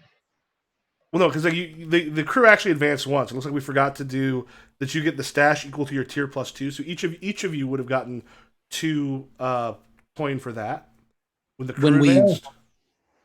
And now you get 3 because it's not, you're the higher tier now. Yeah. So it's because we picked up war dogs, remember? And we're about to advance again. Right. Well, are we about to advance it again? I think we are. Let's go through the thing. Yeah, we get gold for both and go up the tier. You spend gold to get the tier up, but when your crew marks advancement, you then get some. Everyone gets coin because the crew has advanced. If we're gonna, we're not talking about tier in terms of advancement, Paul. The tier was the tier. Advancement is when the crew gets XP and then gets stuff in exchange. And the first time we didn't get the coin for it. Huh? Yeah. I thought because you said we're doing that again, so I thought you were mixing the 2 up. So. No, we're about to do it again. Since we haven't done our. Did we execute a successful battle, extortion, sabotage, or smash and grab in an operation? We did that twice. Yeah. Right? Well, I'd say once. I wouldn't call the other one wasn't an operation. You don't even know if that was successful or not. Did we contend with challenges above our current station? Yep. Oh, yeah. Did we bolster our crew's rep or develop a new one? Hopefully not. I think so, especially since we went up a level. We gained rep, so that fills our advancement track. So even if we don't do anything else, that's an advancement. I think you also did express the goals, drive, inner conflict, and essential nature of the crew. Do you want us to roll that over? Figure it out. Roll it over. All right. So you get an advancement. Remember that can be the special abilities or the crew upgrade. Yeah, we can take. And we get 2 upgrades, right? Yes, it's either 2 upgrades or 1 special ability. Ooh. If we pick fiends, we can count each wondered level as if it were turf. That's what I was just looking at. If we pick door kickers, when we executed assault plan, we had +1 die to the engagement roll. Yeah, we had looked at that one last time because we do literally kick in doors. But I think that it's probably good for us to take upgrades so that we can have vaults. Yeah. Vaults, maybe make our lair hidden, because that's kind of how we described it anyway. Yeah. So how about we get 2? We'll get 2 if we take upgrades. Yeah, that's what I'm saying. You could also turn Drudge and Brooktooth into elite thugs. Ooh, we should do that. There's quality of like weapons and other stuff as well. What does it do to turn? How do we turn them into elite? You just choose one of the. There's one of the ones literally says elite. That you can click the thing. It's an advancement. The elite thugs. Yep. Each upgrade improves the quality rating of all other quality rating established by tier. You can improve all these ones. Yeah, if you have fine lockpicks, basically what it means is they can. Like if you've got like a tier 0 with +1, it means you could go or the fine lockpicks and the quality upgrade. Basically, it means like if they're a level above you, like if you have a +1, it means that you no longer it's considered the same.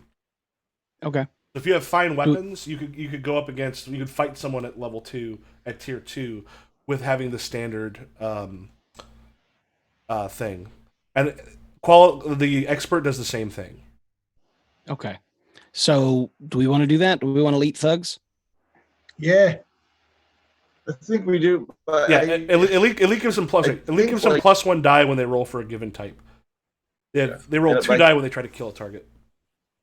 And I think the hidden layer, that sounds like something we have to buy soon because we can't retroactively make it hidden unless we move, right? I think we could. We could hide our layer. It's also the disguising and all that kind of stuff. But I think we do that later because it's not. We're not getting played into that right now, and I'm not particularly afraid of it. But we need vaults. We need to be able to put money away that we're not holding. You know. Right. Unless you guys, I'm going to click elite thugs and move our gang up to elite. And then you guys pick the second one. Because I see both. I can see making it secure. I can see making it hidden. I can see putting quarters there. Or tools or weapons. Or if we pick one of the training things, each time we train in insight or resolve, then we get 2 ticks on the experience. All good choices, but we only have 1 left. Right. So what's the most important thing that if we don't have money, we can't do jack, right? I agree.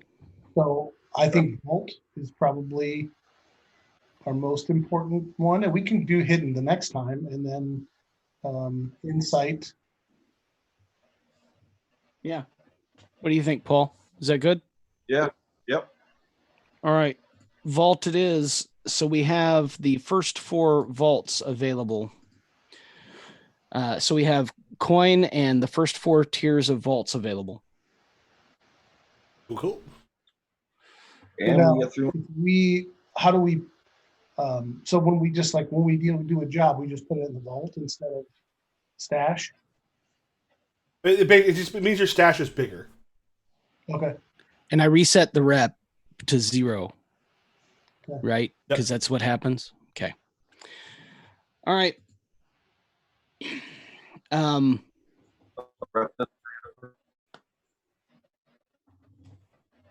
Oh, you turned robot again. You're doing that a lot here recently. Sorry, rep doesn't carry over, or it just resets every time we advance? It resets so that we can go up in tier. We'll still get rep for jobs, and we have rep. Our rep is represented as being a tier 1 gang now. Right, but it doesn't carry over like heat or experience. Like if we were 4 shy and got 6 rep, we wouldn't stop with 2. We had just managed to. We only got 3, but that filled out our rep. Oh, it was an even. Okay. It was right to the end. To the hilt. Character advancements. Who wants to go? Oh, geez. I'll go. Okay. I already marked up my desperate actions. I think I did 3 of those. Addressed a challenge with tracking or violence. Yep, I did that. I can't imagine. I'll go with twice there because you also did manage to put the tracking in with the hunt. Yeah.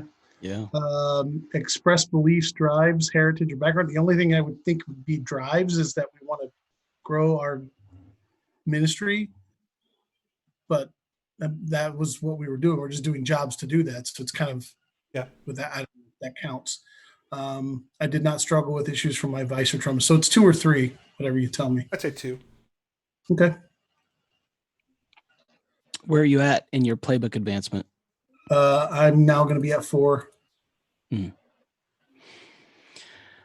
I marked up my desperate, and then I did the training. That's what put me over. That doesn't roll over though, right? The prowess bars. Yeah, it would, because you would raise it up when you get to that whatever the level was, and then. Well, I had it. It was at 5, and when I trained, that would have put it to 7, which would have been an advancement and 1. But that doesn't roll over, does it? I would think it would. Okay, then I still have 1 prowess. But anyway, at the end of each session, mark 1 XP. Did I address a challenge with violence or coercion? I think I did that at least twice. Yeah, I'd say twice. Yeah. Express my beliefs, drives, heritage, or background. I tried to play up the military background and my drinking and anger issues.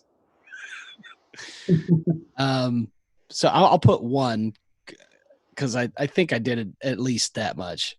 And then struggle with issues for my vice or traumas. I don't have any traumas. I tried to play the drinking issues, but I've already filled up my playbook advancement. So I'll just stick with the 3 that I got and clean slate it. But that means I get to pick something else, right? Mm-hmm. Okay. And then Paul? See, I addressed the challenge with technical skill, I think, by looking at figuring out which things we needed to take. Yep.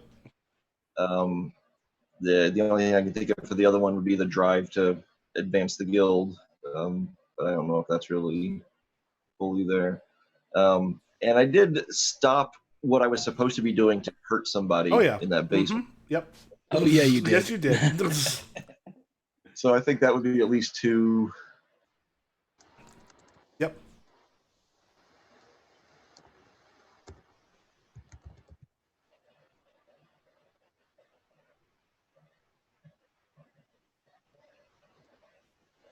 All right, score 2. Oh, today? I got to get some lunch. I'm free all day, man. Yeah, it's almost 4. Yeah. Someone wants to I think I'm actually playing in a game a little later tonight, maybe. Someone wants to throw a video game down or something later. Let me know. But I've got to get some food in me. Yeah, we'll make more bad decisions on Monday. Yeah. I've got a great